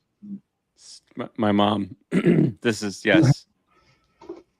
I didn't want to tell the guys that I was under a little bit of stress because the Mets were up in Philadelphia, but the Phillies had a couple of guys on in the ninth inning. But yeah, I just played at Stoneface because I saw Camilo Duvall come in and give up a grand slam. So and he was hitting in a 1-1 game. So I'm just trying to Stoneface that one, but I could have cursed him through something. But you are cursed. Yeah, exactly. Didn't Brunson do that? Brunson did that in so there's sorry to I said that we were going to bring this back to the Knicks. But there was one play where Landry Shamet knew the play that the Spurs called out, and he was calling it the pistol. So he's going like this as he's running up the court. And then Brunson, they stole the ball out of the corner. Brunson come back and score. And then Brunson did this. And now that I'm thinking about it, was he doing the Danhausen? I thought he was doing the pistol, but he wasn't like shooting. Nobody said, "Oh, Jalen Brunson was doing the shooting thing." If he did, he's going to bring it up in an interview at some point.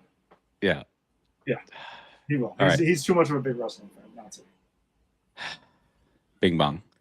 Exactly. All right, so I think the Knicks. I haven't looked. The Knicks are like the third highest odds for next year. Did the Hurricanes open up at the Spurs and plus 600? I believe it was for the Hurricanes. Plus 600, and I think it was the best odds. The best odds, correctly. Yeah. That makes sense I think the Knicks are actually fourth. Now that I remember correctly, I think OKC, San Antonio, and Boston are ahead of them. They're getting shit on. Go ahead and disrespect us right off the bat, motherfuckers. It's also stupid too, though, because free agency hasn't even really started. No draft yet. Like this is nonsense. I will say, not that I wanted to continue the hockey talk for too long. The Panthers are like plus 1,500, and I'm just saying, if you assume like many people do that they're going to use that number 9 or 10 overall pick to make a splash somewhere. Just for gambling purposes, I'm not talking about this as a fan of the Panthers. This would be the time to buy in. That's absurd odds for a team that is basically identical to the team that won a championship 2 years ago. Back-to-back championships. But I'm going to make a bet. I'm just saying. Right after the show. I have the Panthers? Bets. Yeah, I'll do it right now. Fuck. I don't blame you. It's good money. It's good money. It's a tremendous odds. I have bets on them. This is prior to the season, just because I'm a fan. I threw a couple bucks at the Mets win the World Series. Probably got the worst odds of life. I do also have the Giants making the playoffs. I didn't do the Super Bowl thing, but I do have them to throw a few bucks at them making the playoffs at least. That's a fair expectation, though. All right. Well, hockey parade. How's their parade going down in Carolina? Saturday. Is it? I Saturday. have no idea. I thought I saw it Saturday. About 150 grand, 150,000 people. Minus 12 billion odds. They have less people than the Knicks parade. I'm still waiting for that number. They showed the OKC one. They might have less people that live in the entire state. Matter of fact, you could probably combine both Carolinas, and there's probably less people that live there than were at that parade today. Where do they stop the count though with that? Like, is it down the streets? Because there were people who when they shut down the bins, people still stayed outside of the checkpoint, and they were like, "Fuck it, we're just gonna hang out." And they were waiting on the side streets and everything. So So where does that? Where do you stop counting people? AI drone flying. I was Timmy catching everybody. Just, pulled it right out of my brain right now. I'm like, you just fucking throw a drone up there. They probably go around the city. Bam! There's 2.6 million people here. It'll be the most accurate count ever. True. Just not to be the bearer of bad news, Steve, but apparently the Panthers have been bet down to plus 1,100 now. They went from seventh or eighth best odds down. They're down to fourth now. So that didn't last long. Sorry. I thought the NBA reviewed games 1 through 5 and awarded the title to the Spurs. No. All right. No. Steve that didn't happen. He's going to parlay that with his son's Little League team. If they would, they would allow me. Plus 1.5 at bats, you know. Coach, where's my son batting today? Third. I All just- we'll do minus 2.5. Bet the I over. just want to add this. I know we usually use Hard Rock. I've been messing around with Polymarket a little bit, and I want to do that. I'm proud to say that I 8x the bet by putting money down on the Knicks to win Game 4 after Wemby got the flagrant in Game 4. I was like plus 800. I think it was plus 800 on the Knicks, and I'm like, after I saw that flagrant, I'm like, what the hell? Like, this team chokes late in games. Why not? And I put it down and I hit. So I was very happy about that. Thank you guys. I put $5 down on the Knicks when they were down by 27, and I won like $90 or something like that. Well, Yeah, they're let's really say that's good at probably- getting the lead. The key is Yes, holding the lead. That's the part God. they didn't quite get. so many did good Seinfeld. Yeah. memes. Simmons talked about it. He said that they were like drunk teenagers. A lot of stamina early, but they're bound to black out at some point. Excellent. I thought that was great. Yeah, I didn't finish listening to Simmons the night that they won the title, and usually because I'm a Knicks fan, I can barely tolerate Simmons. I know Melo likes to say I love Simmons, but I can barely tolerate him in the NBA season because he's just so over the top with the Celtics. Well, every story, every comparison, every highlight, something has to Everything. be tied back to a piece of Celtics. It's so annoying. Remember the Celtics in 1973? Oh, God. You know, the Patriots of 2001. You know, Bam Adebayo scores 80-something points in a game. I remember in 1982 when so-and-so had 48 points in 2.5 quarters, and we thought maybe he was going to do something special. And it's like, Jesus Christ, man. Like, just shut up. Stop. He's It's like all right. Portnoy. This Spurs team really reminds me of the 75 Celtics. And it really is. That, yeah, Like, what the fuck? What are you even talking about? yeah, or you know, it might even he'll be tie the World Cup back to the Red Sox of 2004. That was Bad trick. this what was the name of that team that just won? That not won. They tied with Spain. Something Verde from Africa. Cape Verde. Cape Verde won. They were such underdogs. It reminds me of the Red Sox from 2004. It's just amazing. It's too much. His dad is good though. His He's the dad is opposite like, of Mike Lupica. yeah. It's making You know, Mike me think of, Lupica like, from Daily News.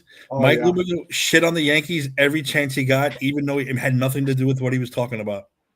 Yeah. He's like, I remember, this Knicks team, beat this team. Not as bad as the Yankees got beat in 19. Which is, what the fuck? Why do you have to keep bringing that up nonstop? Over, I hate him so much just because of that. You've been complaining about him for years, man. Oh my god, because he has to bring him up. Oh, I had like 3 articles saved. I never got to bring him out. I probably still have him somewhere. He's talking about like the economy, and then this economy collapsed worse than the Yankees did in 2004. It's like, why? Why do you have to fucking bring that up every time? Dude, Get a I life. bought the Daily News the other day for the first time in like 20 years or something like that. 25 years. It was insane. Because I wanted just to I ended up framing the fucking cover. When it went to 75 cents, I stopped buying it. I'm like, dude, I ain't paying 75 cents for this shit. But once I started reading stuff on my phone, I ended that. Yeah. I'm like, nah. And like what Anthony's like, what's a fucking newspaper? What are you guys talking about? Yeah, exactly. I'm It's like, not that young. people. I'm not that young. No, I know. No, I used to have my Snapple in my paper every single day, and then they started like his bullshit, and they have to raise the price. Why? You're a dying medium. Why you should be lowering the price, not fucking raising it? I remember always I would steal the sports section and the comics out. And so I would go yeah. through the stat scores and I'd read the comics. Sunday with the newspaper was this thick. Give me that comics. Where it was like picking up a fucking Britannica World Encyclopedia. Sunday, I used to have I would read the sports section, and then there was actually like Spider-Man clippings in there. Hell yeah! Hell yeah! Yeah, I'm You gonna tie that silly in putty, somehow. silly putty. Yeah. Did you guys use silly putty on the comic books? Yes. Smashing down. I use Get that Play-Doh. up there and get the fucking Play-Doh. All right, silly putty I think worked better. But probably did. Not then looking at it in hindsight. I didn't have a lot of silly putty as a kid. It was mostly Play-Doh. Whatever. All right. All right. One thing to touch upon on football, not NFL related. Well, kind of NFL related. But the whole Brendan Sorsby thing that's going on in college football, where the guy made 9,000 bets on his own. Was it 9,000? So it was in the thousands of separate bets on his own team. Got kind of tossed On his own NCAA account, said, too. Wasn't even like a family member not account. trying to hide it. His account. Not trying to hide it all. And so, going down through all those different avenues, now he's looking at coming into the NFL in the supplemental draft, and he's being talked about pretty highly. There's talks about he would have gone second as far as quarterbacks are concerned in this past draft is concerned. Weak ass quarterback draft. Yeah, for sure. But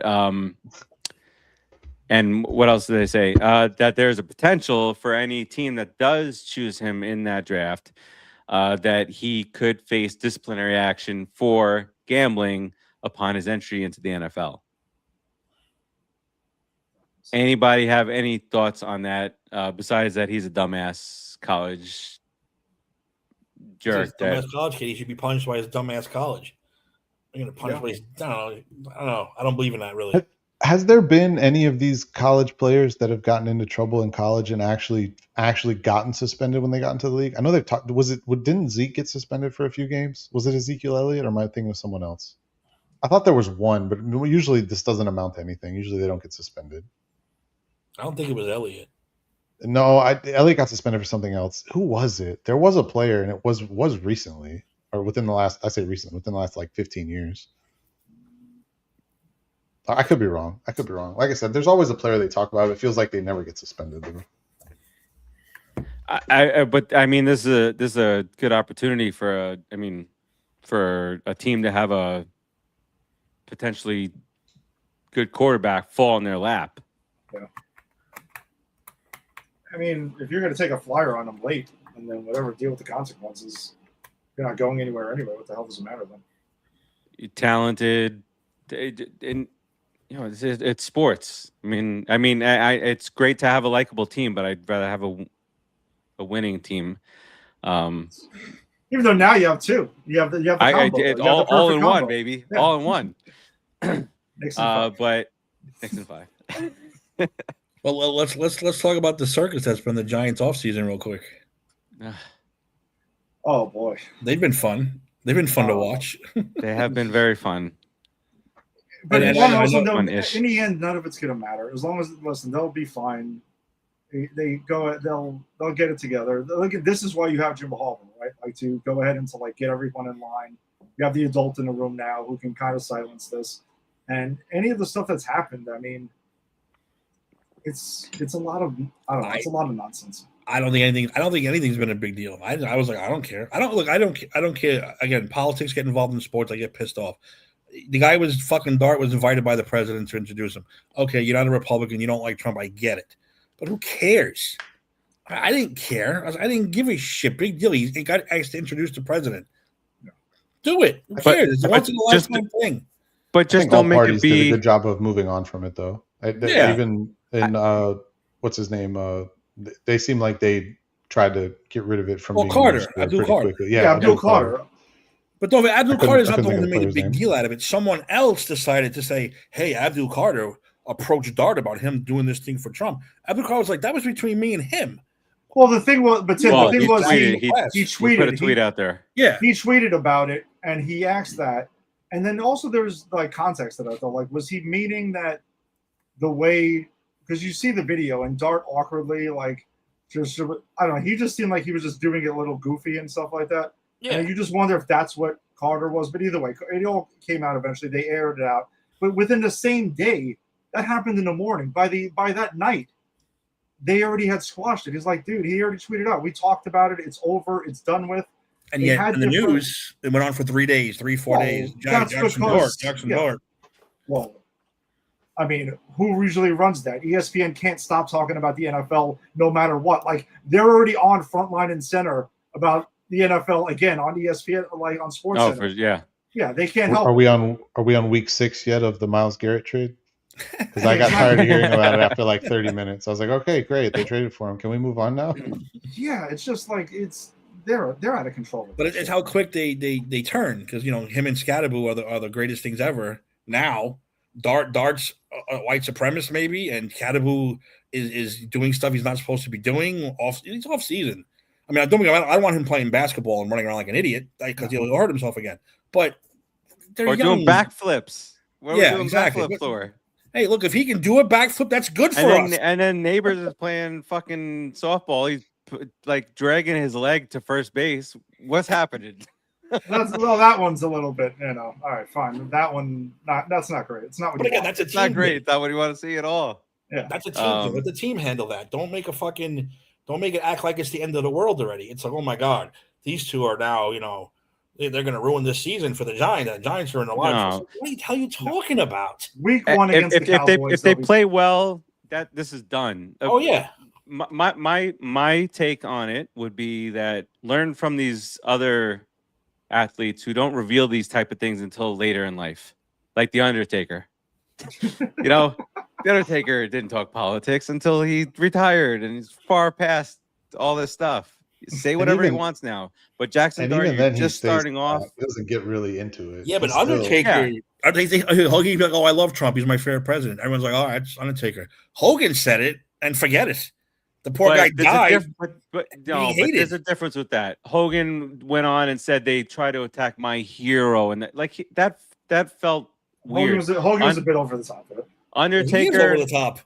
Yeah. His whole life is over the top. It is Hulk Hogan. That's fair enough. But Hulk Hogan was our hero. Like it's I don't know. But your hero's hero. Listen, Andre the Giant was his hero. We all know this. Oh, absolutely. No, you're right, Tim. That was Hogan's hero. Oh, wow, I didn't mean that. Hogan's heroes. No, I didn't know.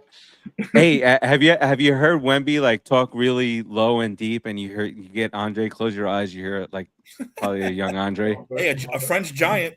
Bobby. From Grenoble in the French Alps. I don't like the Knicks no more. I don't like Brunson, Bobby. I hate John Brunson. He sucks. Bobby. Fuck them pricks. Exactly. All right. Well, step on your leg, Brunson. Oh, it's true. We'll see what happens with this. Anybody care to talk a little bit about soccer? A little bit about the World Cup? It's been kind of fun. Yeah, it totally ruined my Sunday having to take the train into the city last week. Well, I feel like every day there's a new country taking over Times Square.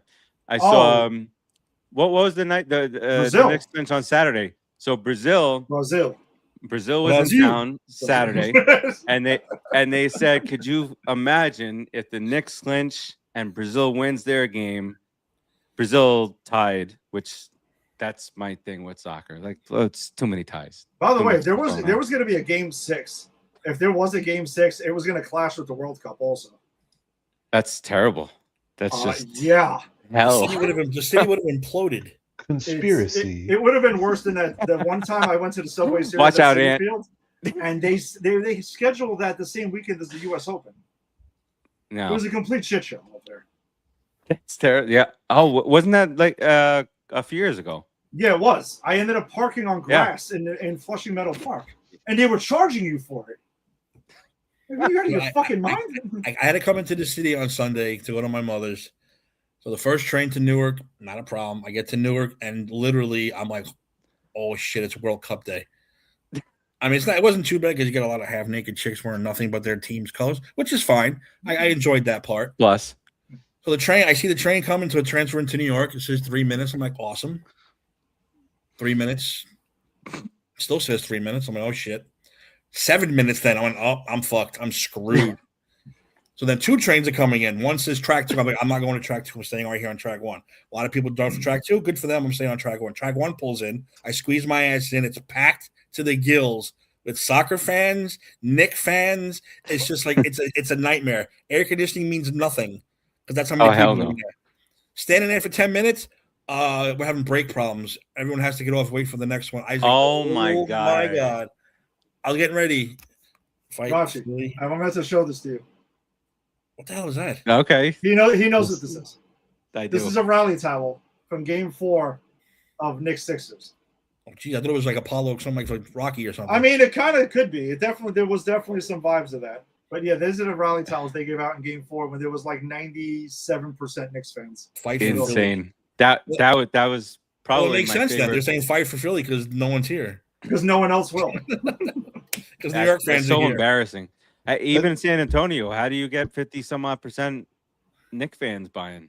And they were trying to pull that bullshit. Tickets. Don't get no tickets for Knicks fans. Yeah, exactly. That's another. No wonder why Wemby walked off. It's fucking embarrassing down there. Yeah, but I mean, they did that in every series. Yeah, I've never seen a Cleveland. team take over other arenas like that in my life. You've never gone to a Dolphins game before. No, I have not. And if I did, I would be one of the people invading the takeover. Correct. Yeah. What's crazy about that is it doesn't matter who comes to town. I've been to games like all the Northeast teams aren't that surprising. Like the Jets, the Giants, the Eagles. Like when teams like that come to town, it's not surprising. Like the Patriots is a big one. Like those don't surprise me. When like the Saints come to town and there's 3/4 Saints fans in the stadium, and I'm like, what the fuck is going on? Wait, but the excuse is there's always something to do in Miami. I got a better one. I got a better one. When the Bengals come to town and there's more Bengals fans than Dolphins fans, and it's just like, what is happening? Like, wait, yeah, and on top of that, they're Dolphins showing game. Dolphins and whatever they show South Beach. It ain't South Beach, which is out there. nowhere near the fucking stadium. Not even nowhere near that fucking stadium. Well, we have that equivalent here during Jets and Giants home games, and they keep showing shots of Manhattan and New York constantly. That is true. It's close. It is close in proximity, but you know what I mean. The Meadowlands is closer to Manhattan than the Dolphin Stadium is to South Beach. I promise. Oh no, I agree with you 100%. I've been to a Dolphins game, but I've been to Miami for some stuff. Yeah, so, that's like a legit hour drive apart, like maybe longer. Yeah. I was thinking more along the lines of they show South Beach and they put South Beach like that's where they're playing, and how beautiful it is, and how not beautiful North Miami Beach is. But the same can be said about the situation up there. Well, you can see you can see New York from the Meadowlands. No, you can. Well, there's nothing to see from Miami. You can't see. You're not going to show the swamp. You're not going to show the swamp or whatever, and then Hey, I got swamp. Hey, the Panthers have swamp too. The Panthers are in the swamp. Oh, yeah, they just don't show any of that stuff. No, they literally play in the Everglades. I say be proud. Just show the opening to The Sopranos for every Giants game. Who cares? Yeah, show all that stuff. That's definitely had to have happened at least once or twice. Well, by the way, I heard today the rumor was the Jets going to want to move to Long Island to get away from the Giants, to separate themselves. Well, you should have thought about fucking years ago. So you know what's really messed up about that though is that because MetLife Stadium sucks. It's awful, right? It looks like generic stadium you built in Madden when you were half asleep or something like that. And you just were like, all right, whatever, just put it together. But the reason for that was because the teams like co-owned the stadium and they couldn't decide. Like the Giants actually supposedly had like this whole design that kind of was like brick and everything, and I guess it would have maybe resembled kind of like Citi Field in a way. And the Jets wanted some futuristic like crazy shit, and they ended up deciding on nothing. So if they leave, then what? The Giants are just stuck with the air conditioner known as MetLife Stadium. Like, well, hopefully they decide to redo the whole damn place, tear it down, and just start back up again. No, I mean, just you can. I would be for that. I don't give a shit. I'm in. Add stuff. First of all, you got to change the seats because It's like we can't do blue, we can't do green. Let's just do ugly gray. It's But so, Tim, it's so everything is generic about that stadium. stupid shared It's a space. spaceship without anything cool in it. It's like, ooh, let's just change the lights from blue to green. Yeah, it's horrible. It's one of the most horrible places I've ever been in. It sucks because we are really blessed with some awesome arenas and stadiums here, like New Yankee Stadium, Citi Field, Barclays, and the renovation of MSG was phenomenal. Yeah, Like the fact that they pulled that off was crazy without tearing it down. Even UBS Arena is really nice, but then you have that, and it's not. It's just That new stadium. yeah. it's a $1 billion piece of shit. It's a year younger than Yankee Stadium and Citi Field. Yeah, unbelievable. And those two are talked about in the class of that sport, and the other one is talked about in the worst of injuries.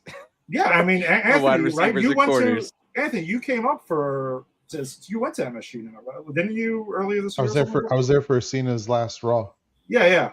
So you saw, like, I remember you talking about it because I was on the show when we were talking about it. Like, you were praising, what it That's was. when It didn't always that's look when like that. that's when Melo said to go to DC over MSG. Yeah, how'd that go? Oh yeah. Yeah. Oh no, I made the right choice. Yeah, I think so. I made the right choice. That crowd was incredible, and that's what I like. It was a cool event, and like I said, I took my kids to it, and my 3 girls, and they loved it. Easiest And decision I ever. stayed right across the street. Oh yeah, it was phenomenal. We loved it. We had a great time. Melo picked the Cavs. Yeah, I saw that. I even say asked that. you. I asked you. He picked against the Knicks the whole way. Yeah. Yeah. Yeah. So Do you I know that's think the he might have difference- picked the Knicks for the Hawks, but The after difference that- in what those tickets would have cost me, by the way, is literally paid for the hotel room. Oh, wow. Not even exaggerating. But if they could do that to the Garden without tearing it down, they could do it to MetLife without tearing it down. No, it's Do it That's true. section, even if you do it section by section, Giants fans would be way patient. Just do it They'll help. section by section. they'll help. I mean, for as old as that arena is, I was very impressed. Very, very impressed. Because I've been in some arenas that are old and Yeah. they look old. Oh, And that it- one it- did not feel that way at all. It was very There's been impressive. times Madison Square Garden is just surrounded by scaffolding, and you're just like walking in between, and you got people walking this way, and it's But that's- pouring rain, and that shit's leaking. Okay, because they don't fucking take care of that shit, so that's leaking. So you need an umbrella under the scaffolding. So It's true. But that's New York City. Like, how often are people going in and out of buildings everywhere in that city where there's scaffolding all over it? I mean, that's just like common practice. Yeah, it's required. it's Yeah, worse it's because sort of- Dolan was involved. I don't know that I've ever gone to New Yeah, it's York fine. and not Yeah. walked under scaffolding for at least a third of the time I'm walking. it's- But in the sidewalk that kind of dips like that, you're walking, you're like, your feet gotta turn at an angle. Scaffolding is amazing when you have to go out and shovel snow. It's amazing. That's true. Actually, put scaffolding on every building. You don't have to shovel ever again. Levels everywhere, scaffolding everywhere.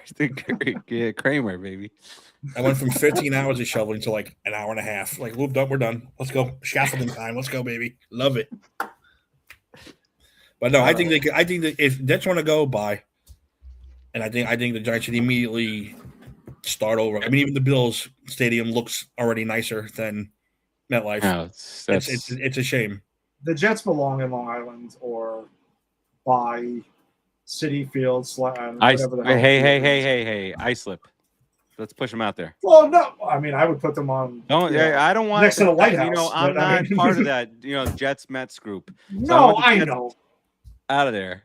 but I know you're not. You're. Give me you're my one of the gambling. exceptions. Give me my gambling and my Mets. That's all I. Yeah, but could you imagine though, like what it would be? They would have a casino. You have the soccer stadium for people who like that, and then you have football, and it would be nuts. Because there's so many cities that I've been to that have all their arenas in one area, Mm-hmm. and it's kind of cool though. I mean, we can't do that here for the most part, but No. around It's so Citi Field space. is the only place you can do it. Yeah. You already got Arthur Ashe. You got Citi Field. They got everything around there now. Yeah, Philly, that's how Philly is. But they're Philly's like changing that? that now. The Sixers are moving. Where are they moving to? Are they moving to Jersey? are they really? I thought. The Bears are Oh. moving to Indiana. Yeah, they can not get. They're That's still gonna be hilarious, Chicago by the way. Bears. Chicago Bears. You're still The gonna be the Bears. Chicago Bears. And then, There's all right, still so you the know New what? York Giants and the New York Jets. I don't ever want to hear anyone say the Giants aren't New York ever fucking again if the Chicago Bears are playing in Indiana. I don't ever want to hear it again. Well, Oh, the Niners don't play in San Francisco either. Oh, I dude, I say it all the time. The Redskins don't play in DC. Let's call them the Sacramento Heat. Yeah. Yeah. But you can't bring that up to Bills fans because they don't want to hear it. The couple of Bills fans that only real New York team, dude. Shut up. Don't do that. Dude, yeah, none of that, because you want to know something? You know, when the teams like pat each other in the back or good luck in the playoffs, guess what team supports the Bills? The Blue Jays. And vice versa. That's right. And vice versa. Well, Toronto's right fucking there. Exactly. That's why I said they're Canada's football team. When Canada's football team, that's great. Sure. Well, they almost did it. When they had the issues with the stadium, they didn't come in down closer to New York or New Jersey to play. They went to Toronto and played. So Exactly. come on. Exactly. They have played home games in Toronto. Yeah, in Canada. Might as well be the Argonauts. In Canada. And what do we say about Canada? Fuck Blame Canada. Blame Canada. Exactly. Canada. That's it. Stupid Expos. Why the let's sell Expos gear. Expos gear. By the way, through your wonderful dad Ed, it's costing me money as it has filtered through to you, and you send me the Knicks shirts and stuff. I actually thought that my 5 or 6 shirts that I ordered Oh man, from Homage. Did you load it up on Homage? Oh, I loaded up. Yeah, I think I got the 5 Knicks shirts, and then I was like, I can't find a 6, so I got a Mets shirt. So I got those coming. I got the championship shirts coming. I got the hats. Eventually, I'll get there. I can't say what I was about to say because it's a surprise going somewhere. And if somebody's listening, then that would have ruined the surprise. But thanks to you and thanks to your dad, spending a ton of money, really contemplating this. I've been circulating the WWE Knicks title around to whoever wants to look at it and maybe contribute. Yeah. Why is it $600 fucking dollars? I don't know, because the Yankees one also is, and like I go to this sale every year like they have for season ticket holders, and it's the one item that's not on sale. Because if it was like half price, I would gotta be honest, I would probably consider it. Blame at $300. What was it? Blame TKO. Yeah, 100%. No, it's for real because they own licensing on it. They control the item going on sale or not. Oh, I really thought I was going to click on that link and I was going to see $2.99. They have every team except Max. Jacksonvile Jaguars There's no Jacksonville Jaguars. because they own AEW. Oh, yeah. AEW. Yeah, that's right. Excellent. I didn't connect that for a second. That is phenomenal. So hold on. What shirts did you get? I would imagine Summer of Knicks was one of them with Costanza. I got that. It was Costanza with the shorts. I got Tribe Called Quest. I got Teenage Mutant Ninja Turtles, Michael Land, because of course Mikey's my boy. So you can combine him with the Knicks, of course. What's that? That's 3. Did you get the OMG? I got the OMG. What is this site 4. you're talking about? Homage. They Homage.com. make awesome shit. So Is what? awesome shit. Awesome shit. Awesome shit. What's it? Spell it. I'll send you a link. WOMAG. W. No, I'm sorry. HOMAG. Yeah. Yeah. Oh, So homage. I asked. Homage, whatever. I asked my Say it wife outside. because the shirts. I mean, I've ordered from there before, but I asked her if she ever did. She said no, but then I saw that they sell that brand on Fanatics too. So she's got. Don't buy from Fanatics.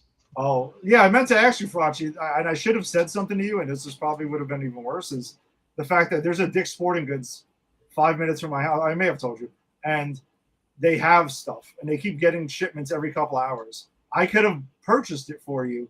And Yeah, you mailed told me it you to were going online. Yes, I and could have gotten mailed it to quicker. you. Yeah, and you would have gotten it because Fanatics, you're getting shit in August. You're getting shit like July. August. Was that the expedited shipping? Yeah, no, dude, it's crazy. I'm like, are you not keeping up with the demand? Did you not think this was going to sell? The year the Dolphins drafted Tua, I ordered the jersey draft night, literally draft night, like the first round ended, on my phone, ordered the jersey. I got it just before Halloween.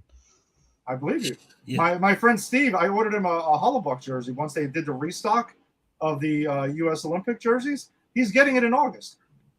God, I haven't been on this site in forever. They do have some phenomenal stuff. Some Nice. of this Dolphins gear with the retro logos on it. Oh my God, the Superior Dolphins logo.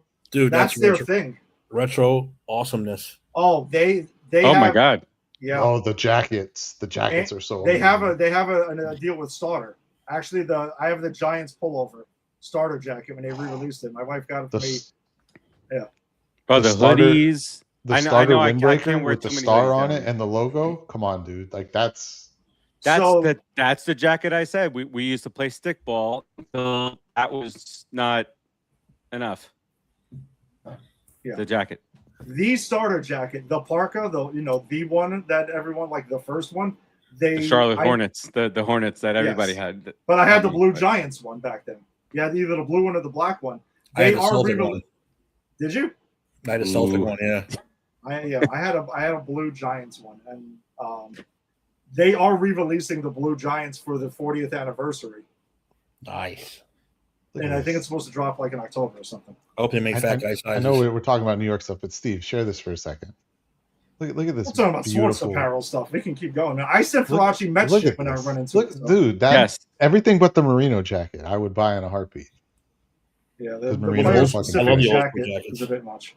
Look at that thing. Oh my God, the starter. That brings back memories. I had one just like it when I was a kid. The starter, the lines were all the same. Yeah. Yep. Hell yeah.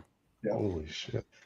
This is There- incredible. Look at the hoodies too, all with the old logo style. Oh my gosh. Yeah. Oh my gosh. Look at that. All right, For the, can you go 3 to the days Knicks a year where it's under and 60 show? degrees. This is a Knicks episode, okay? I'm kidding. But No. the We can the look. We ninja, can the look. Michelangelo, Am I bro, fucking that's my blind? boy. There we go. Click. Farace, did you check the Mets section? Was there any Seinfeld crossover stuff? I didn't see Seinfeld for the Mets. All right, 'cause Which I got is a shame. I got the Yankees one. It was the Costanzas Calzones T-shirt. They There you had. go. Summer. Did you see the hats, Ed? The hats on New Era? Seinfeld hats? Yeah, I got the I OMG did. one. I did. I got one. I got that OMG comeback one. I got the where it shows the OMG score. comeback one. I didn't get any hoodies because No, The no Josh- Hello Kitty the Knicks NBA Jam crossover? orange I hoodie. didn't get the Hello Kitty. No. I got the NBA Jam orange hoodie. As you should. Anytime there's an NBA Jam shirt, hoodie, whatever it is, should be automatic. Yes, it's phenomenal. That's a cool Yeah, I got shirt, that one. actually. That's the one I That's got. a cool shirt. I'll wear that on a future episode. Can I kick it? Yes, you can. Man. What? These are Ed, some did you really see cool shirts. the Oh, Old Navy there it There is. it is. There it is. There. Fucking there. Which it is. one? Look at that shit. Look That- at that I- shit. That's a pretty incredible shirt. I'm not gonna lie. Amazing. Ed, you see the Old Navy one with Spider-Man? It says Queens on it. I did, and I held off restraint after the 60 Spider-Man shirts I've had. There are very few moments where there's restraint where I'm like, but you're not. Yo, the Queens Batman. one is perfect. Batman? Batman Queens one Knicks. was That, nice. that was almost gonna happen. If they had Fat Guy, I would have bought it. Batman Knicks. Old Navy don't go fat. Oh, come on, No, dude. no. They're low. An apple spinning a basketball on its finger? What are we doing here? Come on. This is incredible. Dude, that site is dangerous. There, that one too. The white Seinfeld one down at the bottom. Is that the one where he's in the shorts? He's on the phone. That was like the original one, yeah, but I think it's just Well, hold on. They have another one. It was up here. Where is it? Summer of Knicks. There you Summer of Knicks. I got it's- that one. Yeah, with the short. Ah, so good. I wanted those shorts re-released. go. This is pretty. I haven't been on this site in forever. That site, they've gotten so many licenses now. It's hard not to find something on there. What do they have? Good baseball stuff? Can I get Yes. some Yes, Marlins? they do. Some Marlins stuff in the good Marlins colors? What are you gonna? Oh my god! There it is. Dang, There it all is. of it. There it Oh is. my god! All of it. I'm sorry. I'm sorry to your bank account. We shouldn't have mentioned it. yeah. I'm sending you a bill, Ed. Oh. For sure. For sure. It kills me that they won't go back to that color scheme like full time. Teal? Oh, shut. Sorry, I know there's some people on here who don't like Gary, but Hey, he's a I Met. don't like Gary Sheffield, but it's very tied to the Yankees. Gary Sheffield.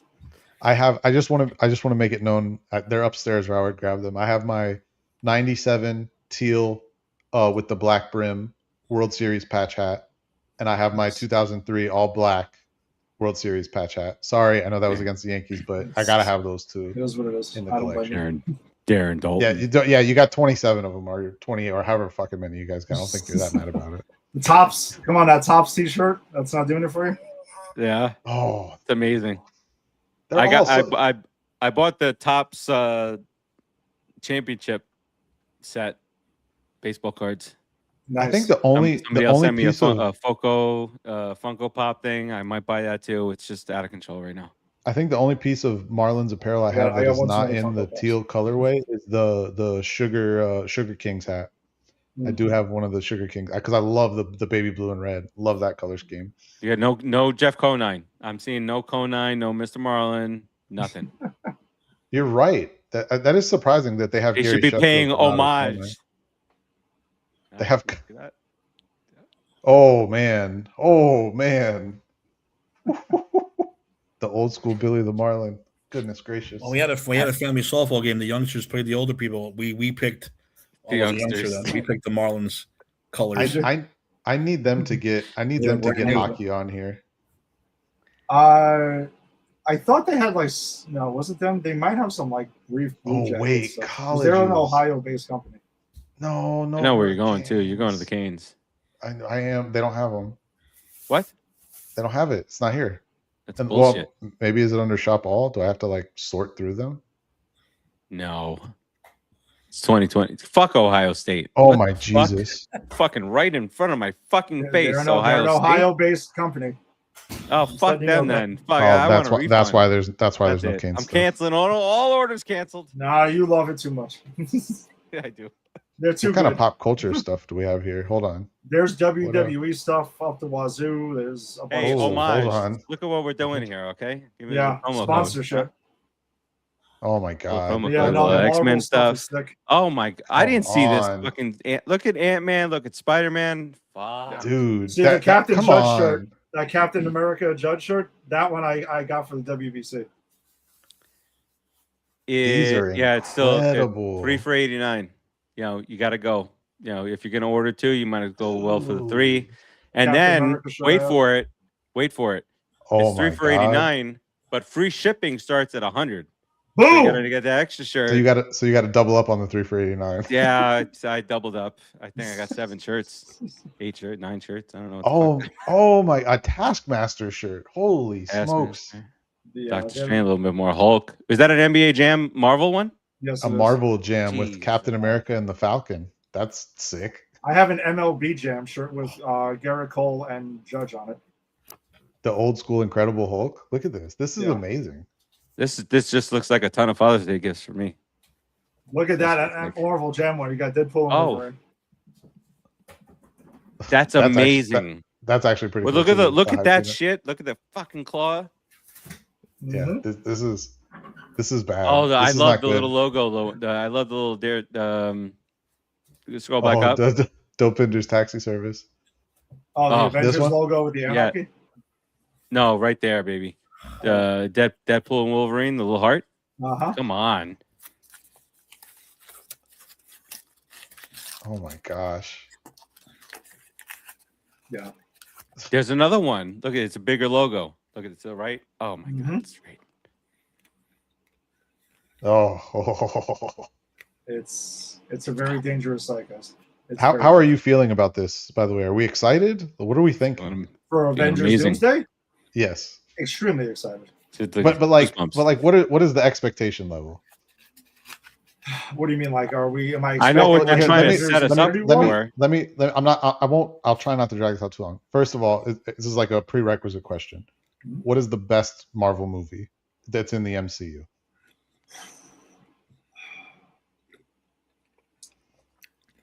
The best singular movie.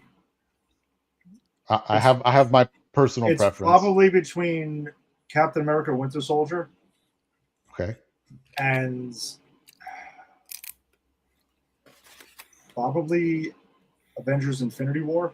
Oh, okay. We're good then. We're good then. I just had to make And sure that's what they're Infinity War was up comparing there. it to. The tests are comparing to Infinity War, Which, Yeah, in my opinion, that's the best movie. It's which I I'm a Knicks fan, so I temper my expectations. But now, well, but not now- anymore. now my Out the fucking window. expectations, expectations here. Now, right? Yeah. We're champs, motherfucker. oh my god, with Peter and Miles on it. Come Oh, on. you see that? You shouldn't have shown me that kind of stuff. Come on. The first Even though appearance look of- the the first appearance Wolverine of and the Wolverine. Hulk, man. Oh Yeah. my gosh. I mean, dude, the excitement is through the roof for Spider-Man: Brand New Day. I mean, that movie Yes. was completely insane. I'm very excited. I'm assuming also big fan of James Gunn's DC universe so far. Yes, they're off to a pretty awesome start. To be honest, like from Creature Commandos, Superman was awesome. I mean, I know they retroactively brought in the Suicide Squad, Peacemaker. How Gunn great was that show though? How great was Peacemaker? It was awesome. The only ding I ever gave it, and I think Jason did agree with me too, was the season 2 finale was not. It was a little bit of a letdown, but it wasn't like terrible. It was just, but otherwise that show's phenomenal. Yeah, I would agree. Creature Commandos shocked me because I actually didn't watch it when it first came out, and my oldest daughter is like, "Dad, it's really good. You should watch it." And I finally sat down and watched it with her, and I was like, "It is really good. You're right." It's awesome. It's awesome. So we're also excited for Supergirl coming out in a couple of weeks because that was pretty sick too. I just bought my tickets a couple days ago, so Nice. I'm ready. Which we're starting to give away some passes there. I think we did Florida. I think I did Seattle last night. You got to pass that through the Granny Speech Team Facebook group. I don't remember if it was Seattle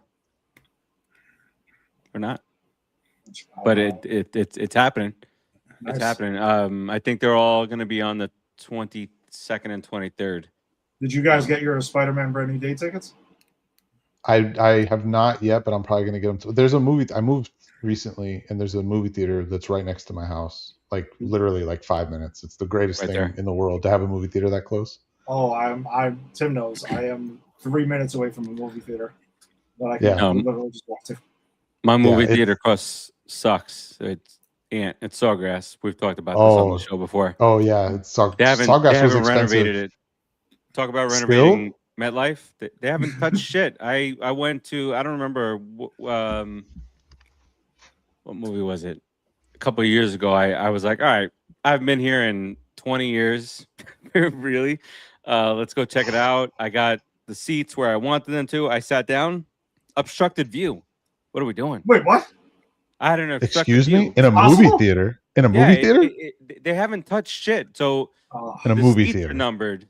That's the only thing they did was number the seats. Everything else is exactly the same. It's just like, you go up the ramp and then to the side off in the cut. That's where I like to sit. I like to sit in the back, see what's going on. And yeah, I sat down and I was like, I can't see half the screen. So I went. So the one downfall to assigned seating is that I had to go and exchange the tickets. Back in the day, I could just sit wherever the fuck I want. Yeah. But I much prefer this. Look at Ant. I'm surprised I'm not seeing the cart just lighting up. Ding, ding, 7 ding. items, 8 items, 9 Oh items. my god, the Joker shirt alone. My goodness. That's an animated series too. For real. Ed. Mark Hamill. Yeah. Ed, let me ask you a question. What's up? Do you think he's really going to turn in a man spider, or do you think that's the symbiote? I so much love the fact that we are incorporating grannies out of left field into this thing. Stuff. Yeah, sure. I mean, I do not think it's a symbiote. I do think it's like not full-on man spider, but there was a storyline called The Other that basically is when he did start like kind of morphing into a spider, like started mutating partially into it.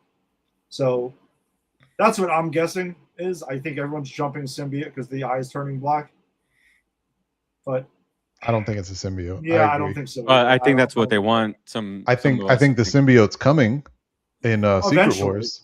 Yeah, I agree. Yeah, they're ones not to completely forget about Easter eggs that they left. They left that little Oh, yeah. drop there for a reason to pay off at some point.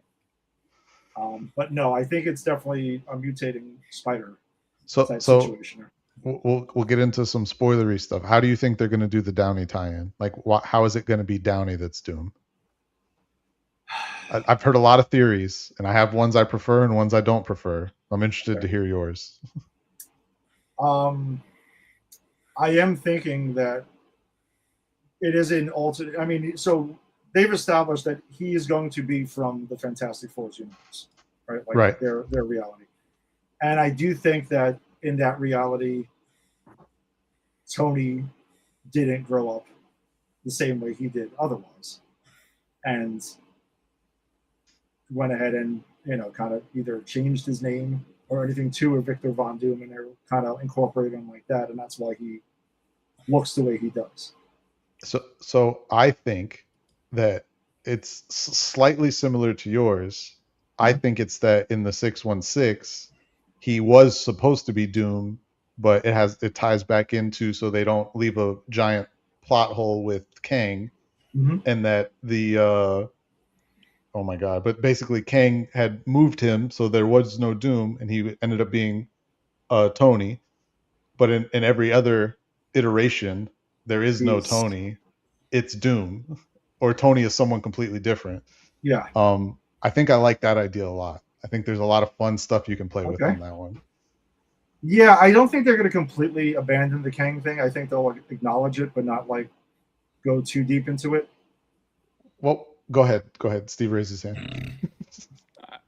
He said acknowledge him, so I was acknowledging him. Sorry, my bad. Okay, I thought you wanted bad joke. I was a little heartbroken that they did abandon or that they're moving away from Kang, only because I loved the idea of having Jonathan Majors play all the different versions of him.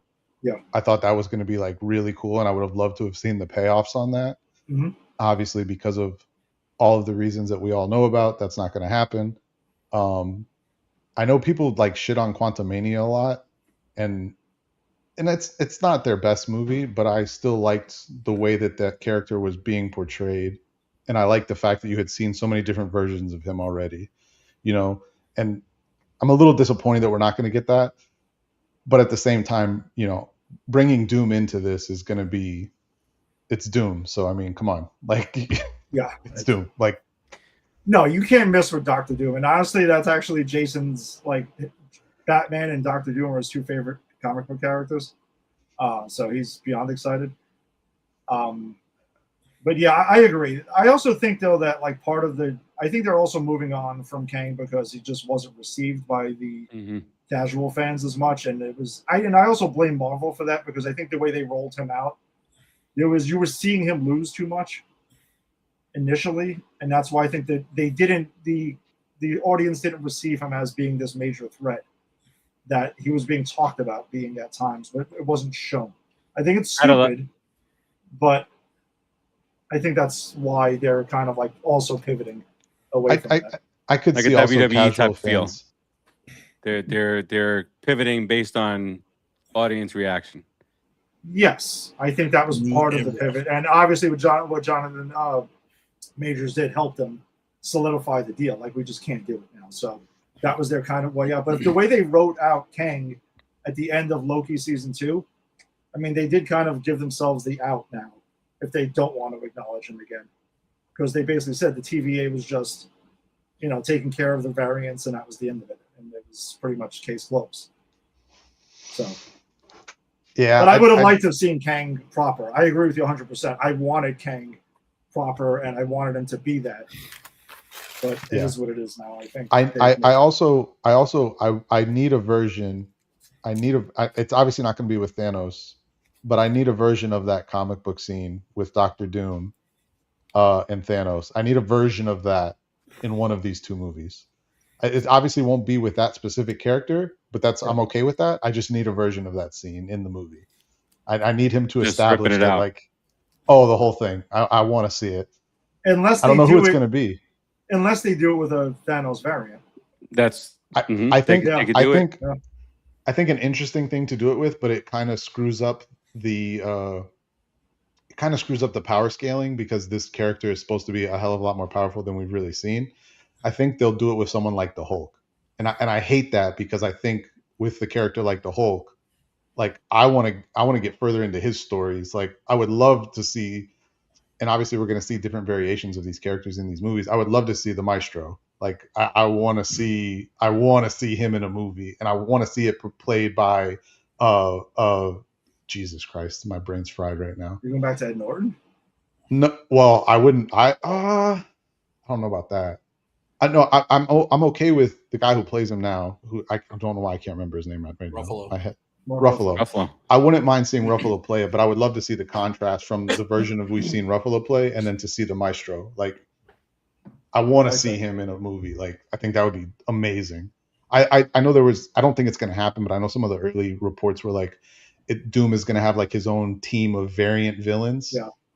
And that I think there's a lot you could do there, because like especially like if you start incorporating like Doctor Strange is maybe on, or a variant of Strange is on his team, and like there's a whole lot of fun stuff you could do there. I don't think they're gonna do it, but like the Maestro being in there would be cool. At the same time, it probably wouldn't do the Maestro justice if he's just like a lieutenant to someone like him. But yeah, like you need the Maestro sitting on the throne with like all the relics around him of past superheroes. Like you need. Every time you say Maestro, I'm thinking Seinfeld. So Marvel's the Seinfeld incorporating has been all it's been a lot. Let's go play pool in a little room with Maestro. Maestro's real name. Go. So they were. Well, I'm sorry. I was about to go into. I was going to say with Tim. Tim is a huge Hulk fan, so I know he's been like, kind of like foaming at the mouth to get like we are getting Savage Hulk back in Spider-Man: Brand New Day. Yes, I'm very excited about that. That was my, as much as I'm a huge Tom Holland Spider-Man franchise guy, but to have the Hulk in there too, and the Punisher. Yeah, Punisher. It's right up your alley, dude. This is like a good chance I may come out of there like like Randy so. in South Park in front of the computer. I might come out of it like that. Yeah, you might have to bring like a change of pants or something like. Yeah. Exactly. But yeah, I think we are in the Secret Wars. I think specifically we're going to see a bunch of different variants of everyone and their mother. I know they were talking about maybe Toby. This is the way they would work Toby in to play like some sort of like evil Spider-Man. But I don't know. I don't. There's a part of me that doesn't want them to go back to the Garfield Toby again, because I feel like that was like a one. They both got awesome send-offs that they didn't get the first time. So it just seems like maybe you're just going back to that well too much. But I also am not going to get upset about seeing him. Well, right. It seems like we're going to get that though for the X-Men this time, for the original X-Men crew. Yeah, I think they're going to get a nice send-off of some point as they get annihilated. Yes, unfortunately, yes. But yes, they will. Yeah, there's that. Well, we know we're getting Nightcrawler versus Mr. Fantastic, apparently. Yeah, unfortunately, that got leaked, but I mean that'll be fun. With Brand New Day and Sadie Sink supposedly playing Jean Grey, which it seems like she really is. Yeah, we have to get. I'm thinking, if they've cast him yet and they've kept it a secret, we got to get at least a new Charles Xavier at the end of this one. I'm thinking to get Jean Grey to bring her in, bring it back. That seems like it would be the type of thing they would keep under wraps. Like that would be like a post-credit scene of like her going to the school or something like that, and he's there, and we find out who the actor is going to be. Since they're brand new to this universe, it'd be the whole new class. You'd have all of them. But if you know what they might do though, because they're so big on having these big announcements at like the Comic-Cons and the D23s and stuff like that. If they do a scene like that, it'll be her walking into the school and you see like the wheelchair pull up and you don't see who it is. That's it. Yeah. It'll be something like that. Yeah, kind of like the mid-credit scene with Masters of the Universe with She-Ra popping. Will it be a motorized wheelchair at this point? The hover chair. Maybe just show him like putting the finger on the stick. You see the yellow hover chair just kind of going. I what did you think of like the First Class cast? Because I actually really liked Fassbender as Magneto. I love the First Class cast. I think they ended up shitting the bed with it after Days of Future Past. Once they got to Apocalypse is awful. X-Men Apocalypse sucked. and then Dark Phoenix was. I think we may have both had that as the worst Marvel because we did a whole run of and we ranked the Marvel, the X-Men movies. That was probably the worst. That movie was completely unwatchable. Yeah, it's terrible. They totally wasted so much potential with that cast. Well, even Apocalypse, in my opinion, and I thought it was great to bring in Oscar Isaac because I love Oscar Isaac. I think he's a phenomenal talent, actor. yeah, for sure. And then to watch that movie and it's like this is just not landing at all. Really, the only good thing about that movie, yeah, like you're right, the talent. I mean, outside of Olivia Munn as Psylocke, that was the best thing about that movie. Yeah, I have to agree. It was disappointing. Many reasons. And I had high hopes for that movie. I really did. Oh, so did I. I mean, you're bringing Apocalypse into the X-Men like live action for the first time, and then you completely shit yourselves like that. It was bad. You know, for everybody out there that's wanting World Cup talk, I tried, but Marvel talk you can't beat Marvel talk either. They're making a big comeback. Making a big comeback right now. Spider-Man Brand New Day and Doomsday in the same year. I mean, come on now. But listen, it's already started because Daredevil Born Again was phenomenal. Awesome. Phenomenal. Awesome. Phenomenal. The second season even better than the first. I totally agree. Yeah. Loved it. And Punisher, One Last Kill. I was oh my God. The beginning kind of like threw me off because it does take like for something that's not that long, it feels like it takes forever to get going. Mm-hmm. But once it got going, like you got the Punisher. So yeah, you got the story in the first half, and then the first 20 minutes was story. The second 20 minutes was kill everybody. He killed exactly 100 people. Yeah. 100 people in that like 30 minutes or so, whatever it was. Bam! It was actually like 15 minutes, but it was pretty crazy. It felt like a lot longer. Yeah. The ratio. It does. It does. No, but Daredevil has been unbelievable, and I don't think we could ask for a better Kingpin in that story. I love the guy playing Bullseye too. I love what he does. That whole diner scene was Bel Air Diner amazing. On 21st Street, actual real diner that I went to a lot of mornings. Yep, dude, that was a phenomenal scene. Oh my! I kind of want to go back and order a banana milkshake. By the way, we have Uber now. Let me settle this once and for all. Kingpin has no special powers whatsoever. No. He's just ridiculously strong for no reason. It's a big deal. And he's an asshole. Because that dude fighting at that court scene, I was like, what is going on here? Bro, in the video game, he was in the Spider-Man versus the Kingpin and all of that? Yeah. I don't remember. Yeah, he was bullshit, man. He fucking kept on fucking fighting back. That's what I'm saying. He's beating a shit my son would say, Dad, I need help. I really wouldn't mind if he shows up in the Spider-Man movie because I do feel like we need to get some scenes with Holland and he wants it. He's been begging for it on social media.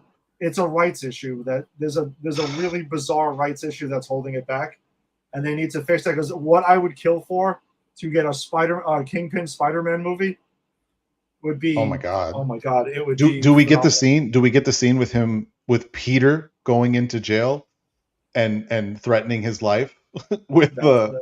Yeah, that's a sick comic strip. So he is in jail in the trailer. He's either visiting Matt Murdock or he's fighting the hand. And he's fighting That's the clear. hand.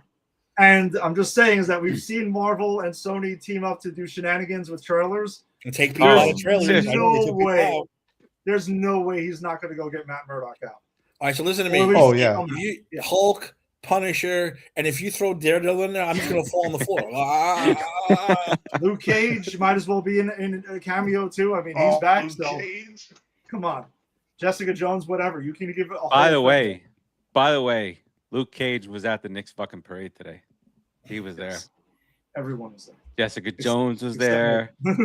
Peter Parker was there. They got there early. Hey, listen, they're we got there earlier than me. It's all right. I showed Jax about that because I said 6 a.m. No earlier than 6 a.m. I'm getting up. That's it. Yeah, Jax asked me who he thinks is the best villain. I said, well, I got to be honest with you. The scariest villain I've ever seen is fucking Purple Man. Is that dude?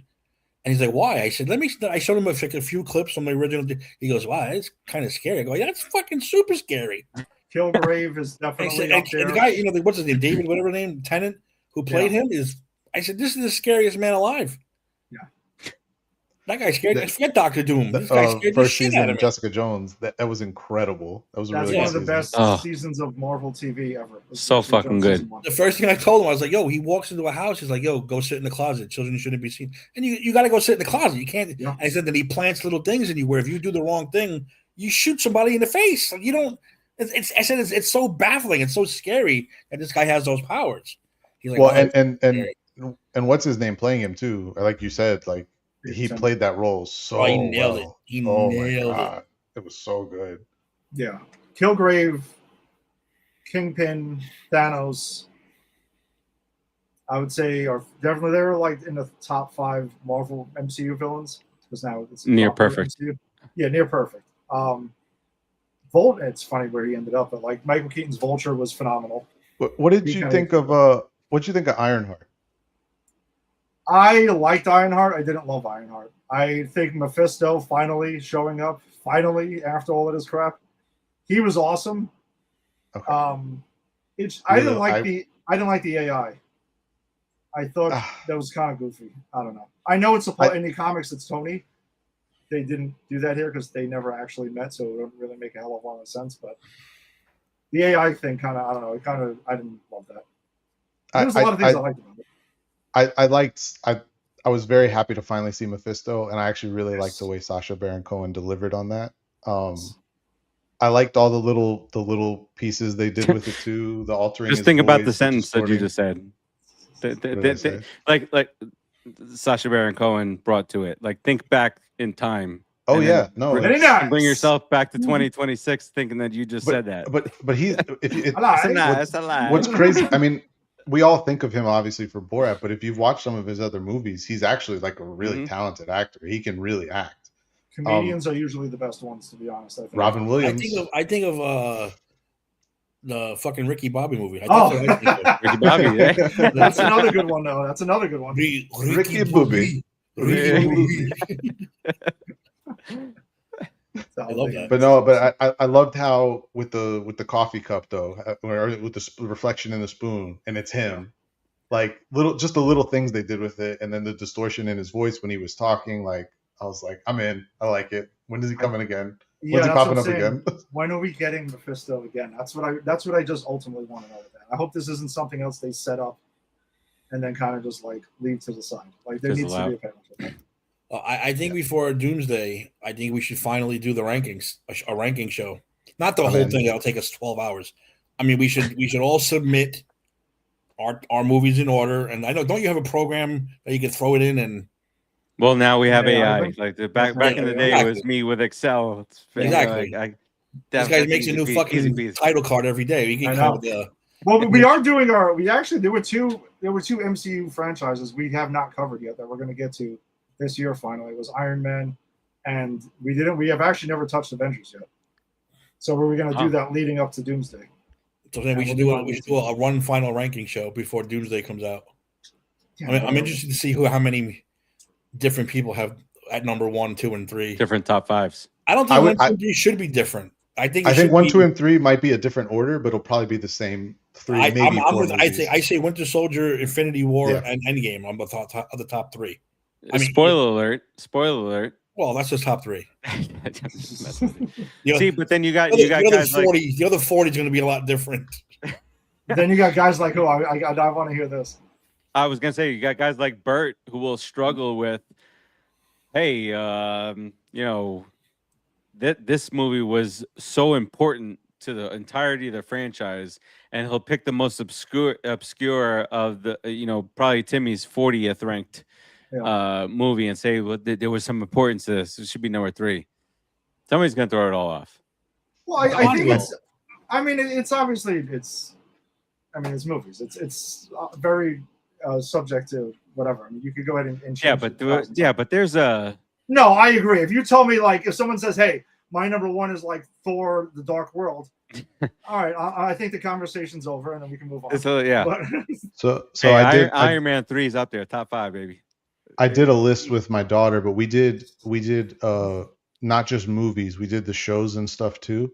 Yeah. Holy and we shit. just did a list of like Ranking movies and 1 shows, through like where we ranked 17,000. everything. And we had Infinity War and Winter Soldier my 1, 2. I mean, Like I said, I think that should be pretty universal. One of my favorite things about the Winter Soldier movie is that there's not truly a sole antagonist of the movie, and the movie still flows absolutely perfectly. And I love that about that movie, that you don't really have a true antagonist in a comic book movie, and the movie is just so like perfect. Like it's such a great movie. I love that movie. I actually, and I'll do 3, and then I won't get into anything else.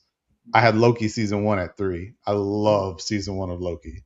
Like loved it. Like it just, I was very, very happy with how they played that out. Season 1.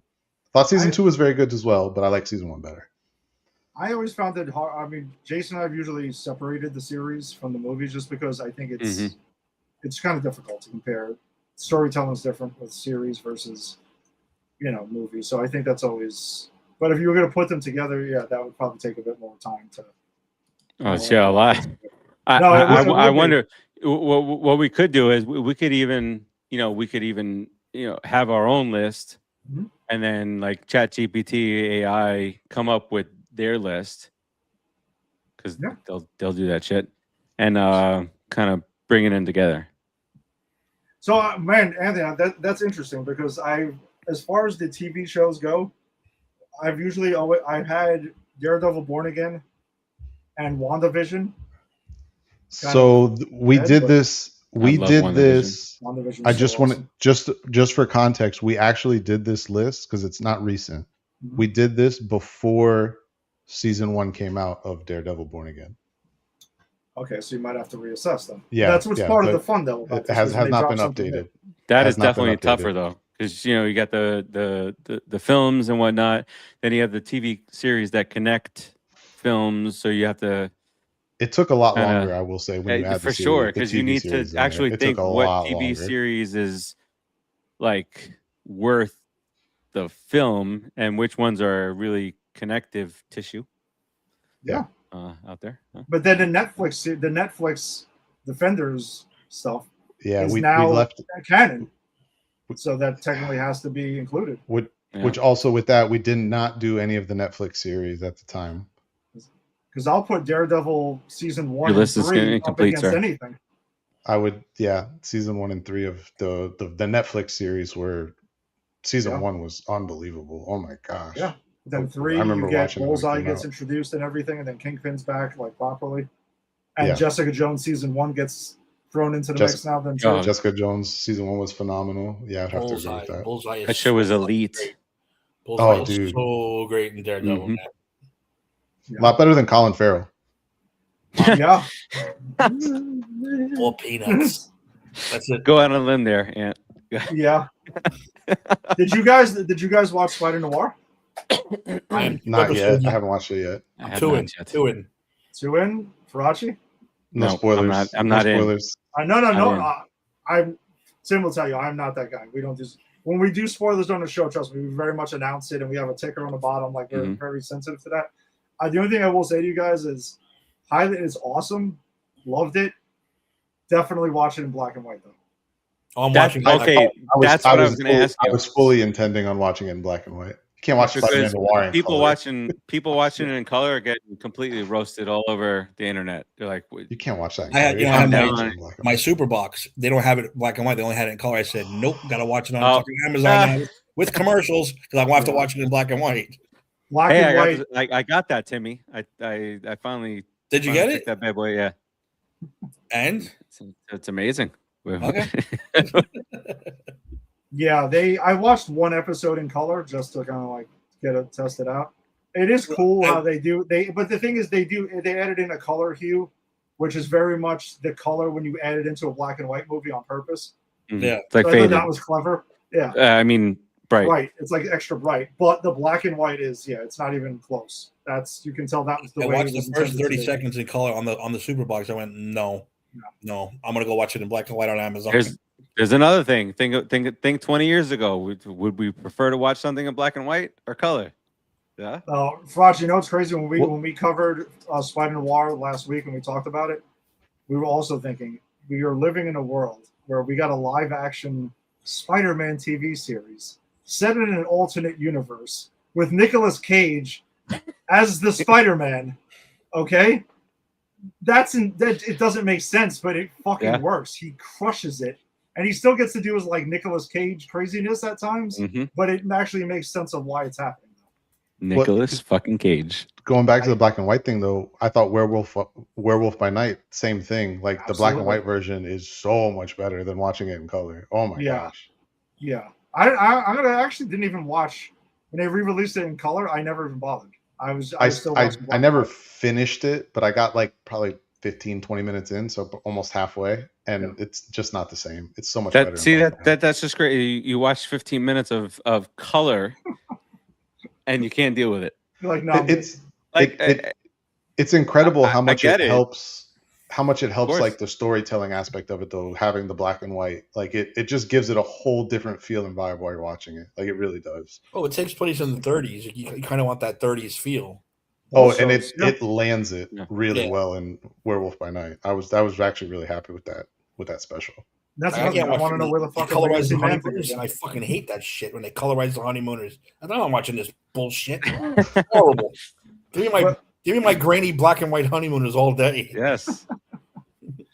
Yeah, Spider-Man. Yeah, it did look weird. Like Lucy too, right? They did that. Yeah, with her? Lucy, yeah. Oh, that's Like it's in HD 4D. It's stupid because it's in fucking color. It's dumb. Yeah, it's not the same. Yeah. So I said next year when they release Star Wars for the anniversary, I want if they're gonna do it. I'm not one of those people that wants it as bad as everybody else does. I don't fucking care. But if you're gonna do it, I want film. I want cigarette burns in the corner. I want like the shaky sometimes. You want Grindhouse? Is that what it is? You want Grindhouse? Yeah, right. Star Wars? If you're gonna show me 1977 Star Wars, show me fucking 1977 Star Wars. Show it to me like that on old school film. I think that'd be awesome. That's the computer background on my computer here. I like Excellent. Nice. Huge. I love what they've done with those movies too. With the Into the Spider-Verse movies. Into the Spider-Verse So is much amazing. fun. Oh my gosh! Listen, whatever. If Sony really wants to like win people back over with their owning the rights of Spider-Man, they need to just give it over to Lord and Miller. They did the both Spider-Verse movies. They produced Spider-Noir. Everything else they've done since Spider-Man 2 has sucked. Mm-hmm. Like in between, it's just hot garbage. You're talking Toby Spider-Man 2 Yes. or Which I still think holds up as one of the best Spider-Man. I mean, I actually didn't mind Garfield's first one. I thought the first one was boring. I thought the second one was completely hot garbage. Second one was bad. Yeah, I would agree with that. But yet, when he was brought into No Way Home, I fucking loved him. But that's what I've said. Like with great writing comes great characterization. Like, they had great. Even Garfield made fun of his. He hates the Amazing Spider-Man too. That's what I'm saying. Even in that, I fought a guy with like a rhino suit. It's like shots at it. What about the joke? Yeah. What about the joke when he's like all down on himself and they're like, "But you're amazing." Yeah, exactly. Amazing. You're amazing. It was awesome, man. That's the thing. I also don't. Well, that's why he had to be the one to save the girl. Oh, he had to save MJ. I was waiting for him to call Peter. You're amazing and you're spectacular. I was waiting for that to come next. Oh, that would have been pretty good. That would have been pretty good. That would have been. But it was also he was like, man, I never got to fight anybody. Yeah, like you were saying, like I never got to fight an alien. The rhino suit. My God, that was hilarious. Or when Toby acts as like Paul Giamatti too. Yeah, that's true. Oh my God. Oh, He's poor the guy. most overacted, worst acting job ever. It's pretty awful. Somehow a worse Russian accent than John Malkovich in Rounders. Well, guys, it was super cinematic at the end. The slow motion and Oh my God. All right. Hey, I believe Malkovich. That's because I know people who talk exactly like that. Pay that man his money. Yeah, pay that man his money. I'll buy that. But then Toby asking, who are the Avengers? Yeah, it's like a rock band or something like that. Like what? That's great. Who are they? Who are they? So it's amazing. Great. I fought some black goo in space. Oh yeah. Oh man, that was fucking awesome. I fought a dude in a rhino suit. So is everyone Holland number one then on the Spider ranking list here? Is Holland one? I am. I'm definitely Holland number one. Yeah, I'm Team sure. Holland with Toby as a close second.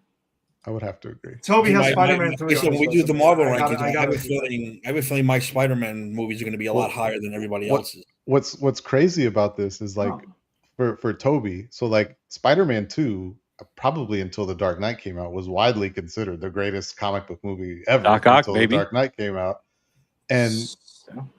And Spider-Man 3 was so bad that people forgot how good Spider-Man 2 is. I mean, I can give you Alfred a couple Molina of examples was of that. amazing. I mean, Joker, and then Oh, Joker God. Fala Dudu completely Doo-doo. ruined the first one. Like, I don't even want to watch the first one ever again. Like, when I park by Yankee Stadium, I want to spit on the Joker stairs when I walk by him now. Like, I hate that movie so much. It's incredible. I was angry while watching that movie. Off topic from comic books, but since we brought up Alfred Molina, did anyone watch The Burrows?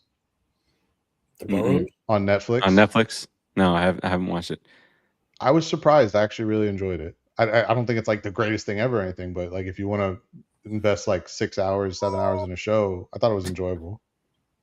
Well, I getting really quickly back to Spider-Man, and then we can kind of wrap up 2:45. We could talk Knicks for another 2 hours. I'm good with that. But number one, all of the versions of Spider-Man in all of the universes are Knicks fans. Number one. Number two, my oldest was completely over the top obsessed with Spider-Man 3 when he was young. I mean, he didn't know any better. Yeah. But it was constant. It was over and over and over and over again. And it got to the point where I was like, this ain't that bad. But just because I'm seeing it through his eyes, I feel like. It is that bad. But just thinking back and remembering it, and he was upset. Black Spider-Man was his guy. So when he turned into when the symbiote came down, he was he wasn't into that kind of stuff. See, he was too young to realize how stupid that stuff was. He was more into the suit is on him, and he's acting a little bit different and cool with the suit on. He didn't really pay attention to the human. Get your rent when you fix this goddamn door. Yeah, exactly. Go make me some cookies. I think you just said damn door. Hey, is that real? I saw something, or maybe I didn't, with the cookie girl, the phone girl, that they want to bring her back into the fold somewhere. I don't. For what? Cookie girl?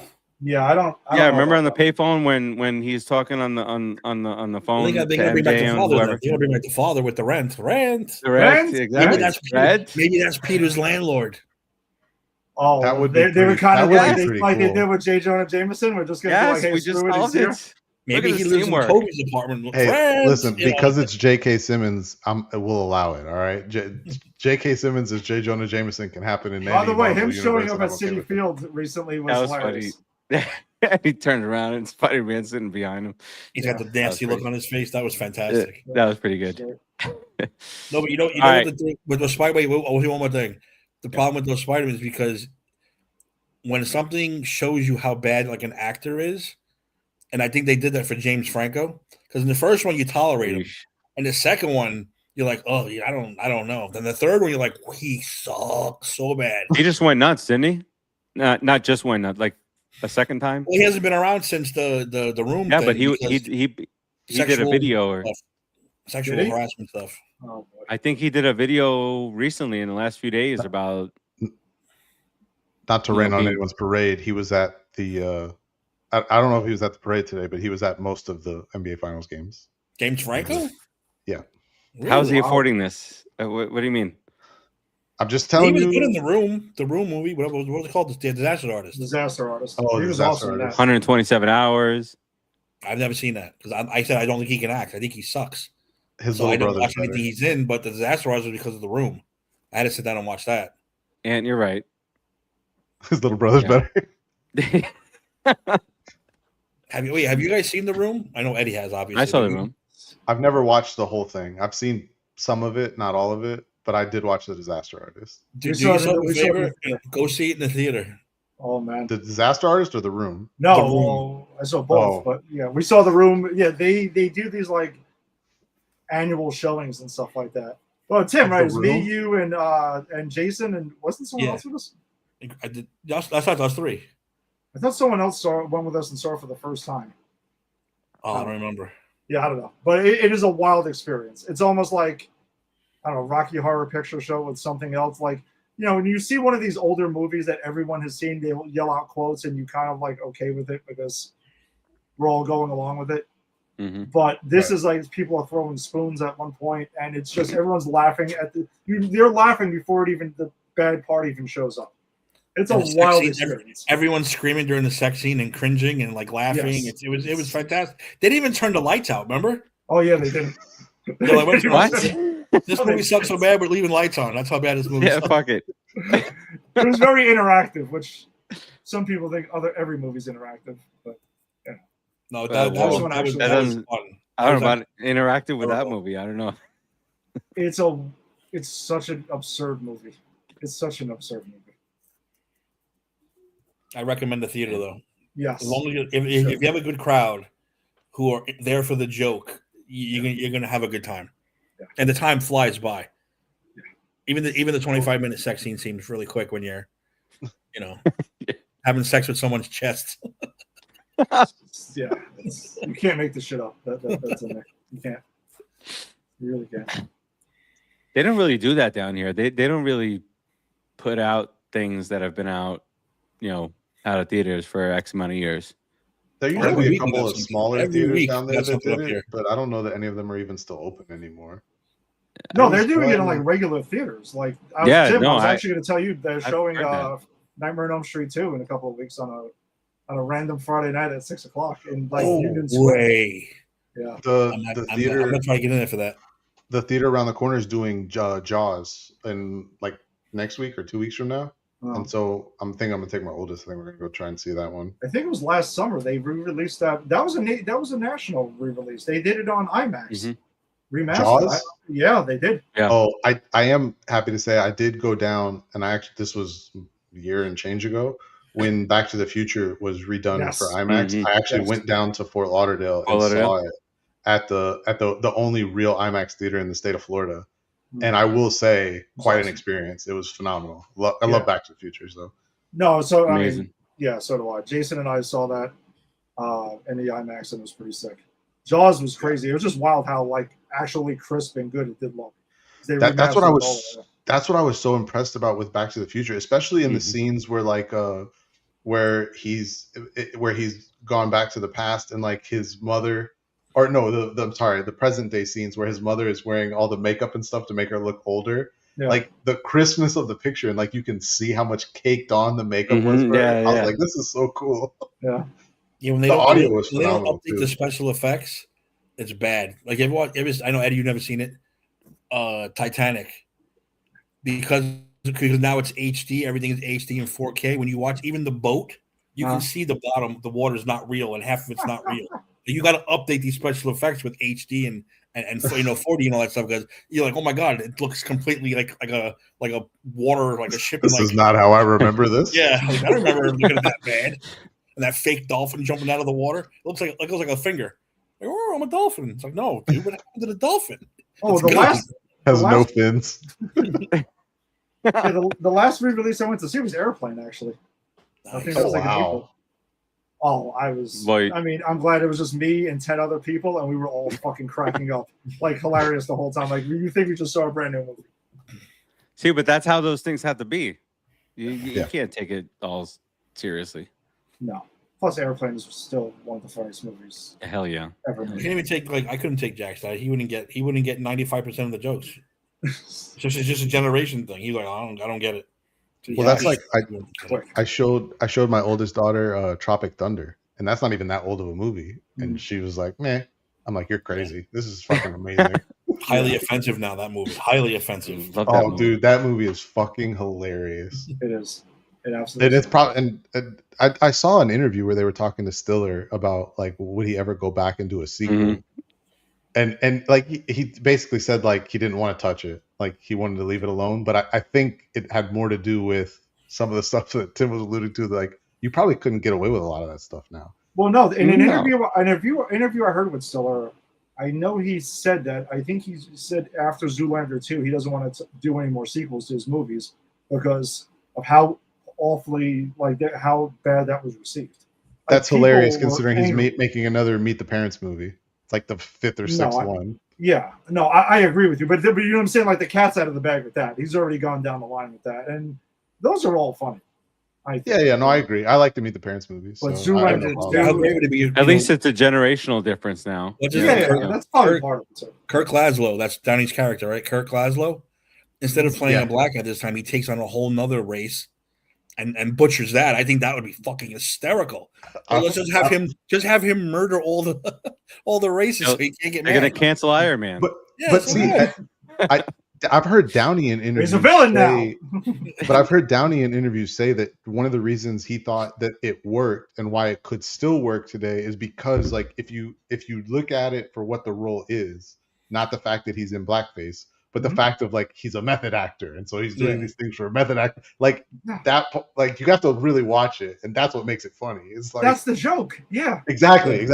The fact that the DVD commentary of that movie is actually him in character, by the way, and he has the comment in the movie of "I don't break character" until the DVD commentary is the funniest thing ever. Every time he talks to that movie, I laugh. Good. What about fucking Tom Cruise? What about Tom Cruise in that movie? Les Grossman. When that thing first came out, amazing. They never actually mentioned that Tom Cruise was in the movie. They actually kept that under wraps. Yeah. Until you saw the movie. And I remember back when you could do stuff like that with movies. Yeah. Because I remember seeing it in the theater. Tim, we may have probably saw that together. I think we did. I guess. And we were like, walked down like, is that fucking Tom Cruise? Like, really? Tom Cruise. Oh, yeah. The story behind that's great. So maybe he said he wouldn't do the movie unless he can have fat hands. Yeah, exactly. And they're like, what? Yes. Yeah, I want to have fat hands. Where's the key grip? Yeah. Ben Stiller's like, whatever you want, dude. Whatever, Tom. Done. Do whatever you want. You know what I can't wait for the sequel for? The Knicks? Another Ben Stiller documentary of the Knicks championship run in 2027.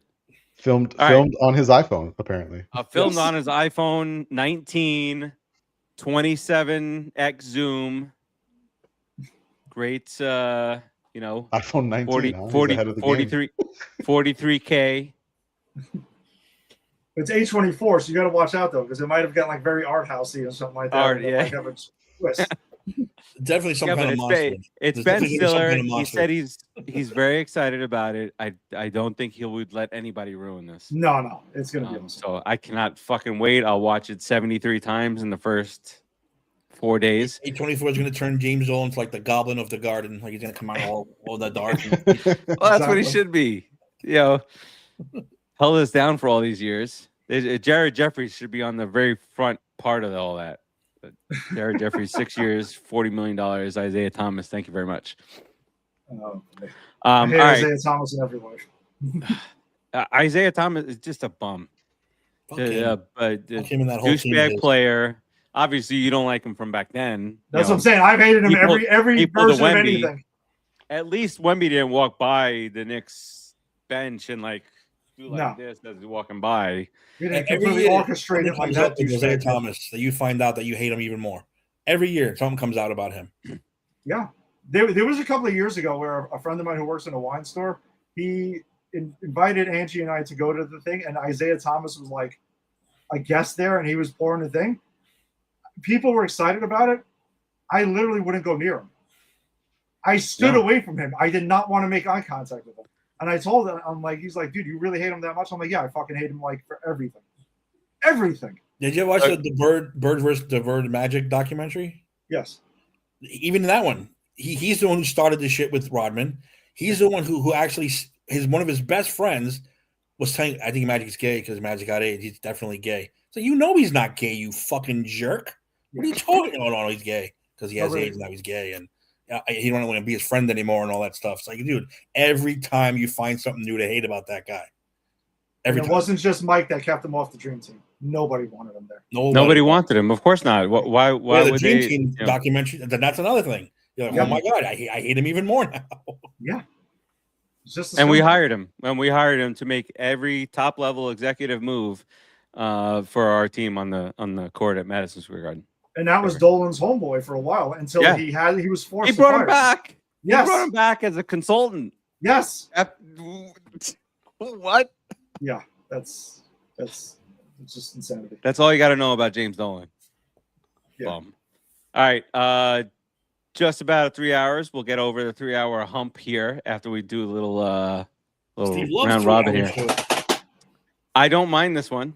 You don't mind tell this you one, that of much. course. There's a lot of Knicks, a lot of Marvel. I tried Talks about a World lot of Cup, things. guys. I tried the World Cup. Try to put that out there, but we went Marvel, and that's just how it went. When the field gets down, we'll talk World Cup. Right now, it's just I don't We care. got if Australia tomorrow. Angola beats fucking some other country I never heard of. I don't care. Cape Verde, bam! Exactly. They tied Spain, and the goalie's 40 years old.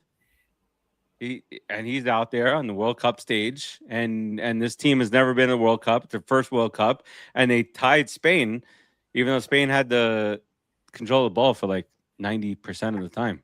Look, it's like college football, man. You understand the top 25, but you don't care if South Compton, West Tech fucking beats North Dakota, East Technical College of the whatever. You don't care. It's like what You when know it gets I down to the don't nitty speak gritty, Spanish. then we'll talk. All right, Timmy, what do you got here on the way out? Nothing, man. Congrats to the Knicks. Congrats to you. Congrats to everybody, all the fans. Said it was a good team effort. I'm looking forward to getting back into swinging things. Is that the Big Papa Bud? I have one of those too. I sent one to Steve, didn't I? I think you I did. I sent one to Steve. Sure did. Bam. Bang. Huh? I got a Rumble So- Ponies cup is over there. I got everything. Oh, So speaking of that, you got a bunch of Knicks towels, I think, and everything. I got Knicks towels. I got shirts. You Yeah. guys send me care packages. It's my amazing. brother-in-law's going to the Rumble Ponies tomorrow. Lindor's playing. Lindor and Tyrone. Yes, he's coming back. He's Far going too there late in tomorrow. the year. We suck. Huh? So he's going there tomorrow. And of course I know I put it out there as a little teaser, but I am working for my wrestling show to come back. Probably up by myself in the beginning. I have talked to finally my former co-star, who may be my co-star again one day, but right now he's still on his walkabout. We'll call it the walkabout, and that's all I'll say because I'm not going to. He's in a cave somewhere. It's fucking. Yeah, he's still on his walkabout, but he might be coming back sooner than later. But if he does, you'll be seeing little old school vignettes and stupid promos for that. I already got those in my head. Those are already getting ready to go. Yeah, that show is definitely going to come back because there's a lot to talk about in wrestling right now. So look for that. It's coming back soon. All right, Timmy. Ant. Yeah, like I said, I'm not into baseball as much as I used to be. So sad mini stretch here of the year with hockey over, basketball over, and football still a few months away. NHL draft next Friday, NBA draft Next Tuesday. also Tuesday. Excuse me, that's right. Again, thank you to the schedulers for not putting those on the same night. Greatly appreciated. It's unfortunate that Giannis Antetokounmpo will probably be a member of the Miami Heat by then. So. That's fair. Ed, what you got here? Looking forward It's to a nice hat, baseball by the way. season. It's a nice hat. Thank you.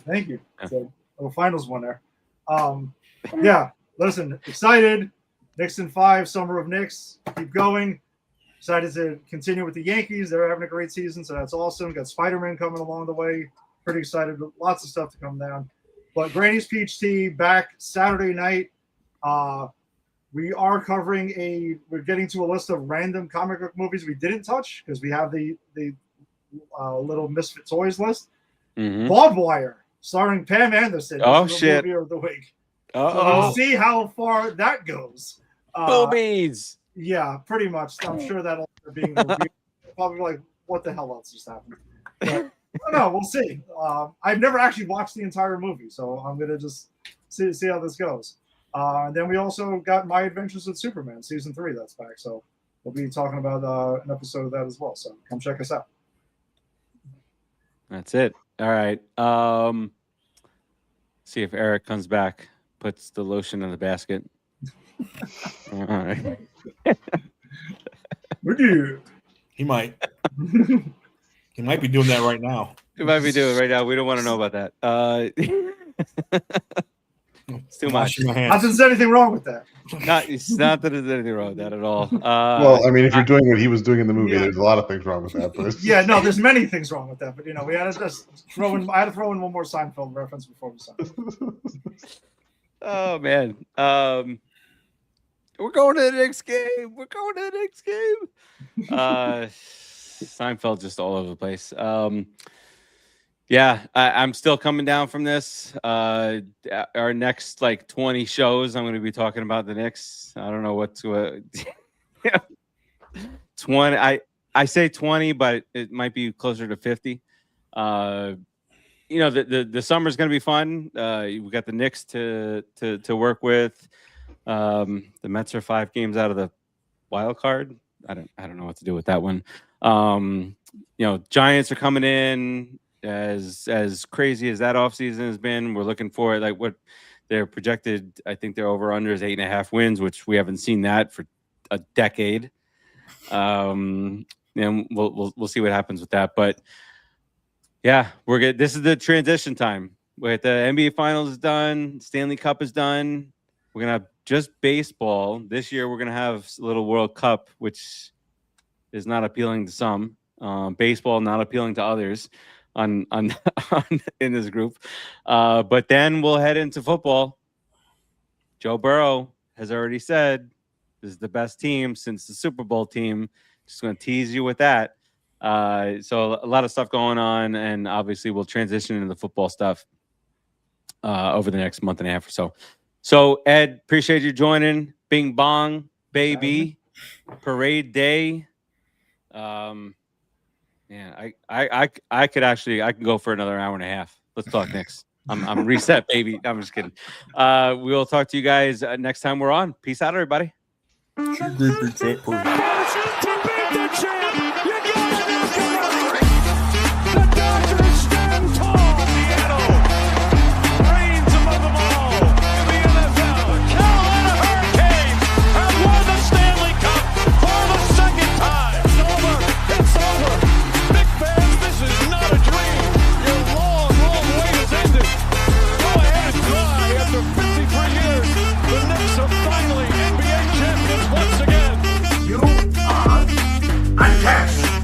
Acknowledge me.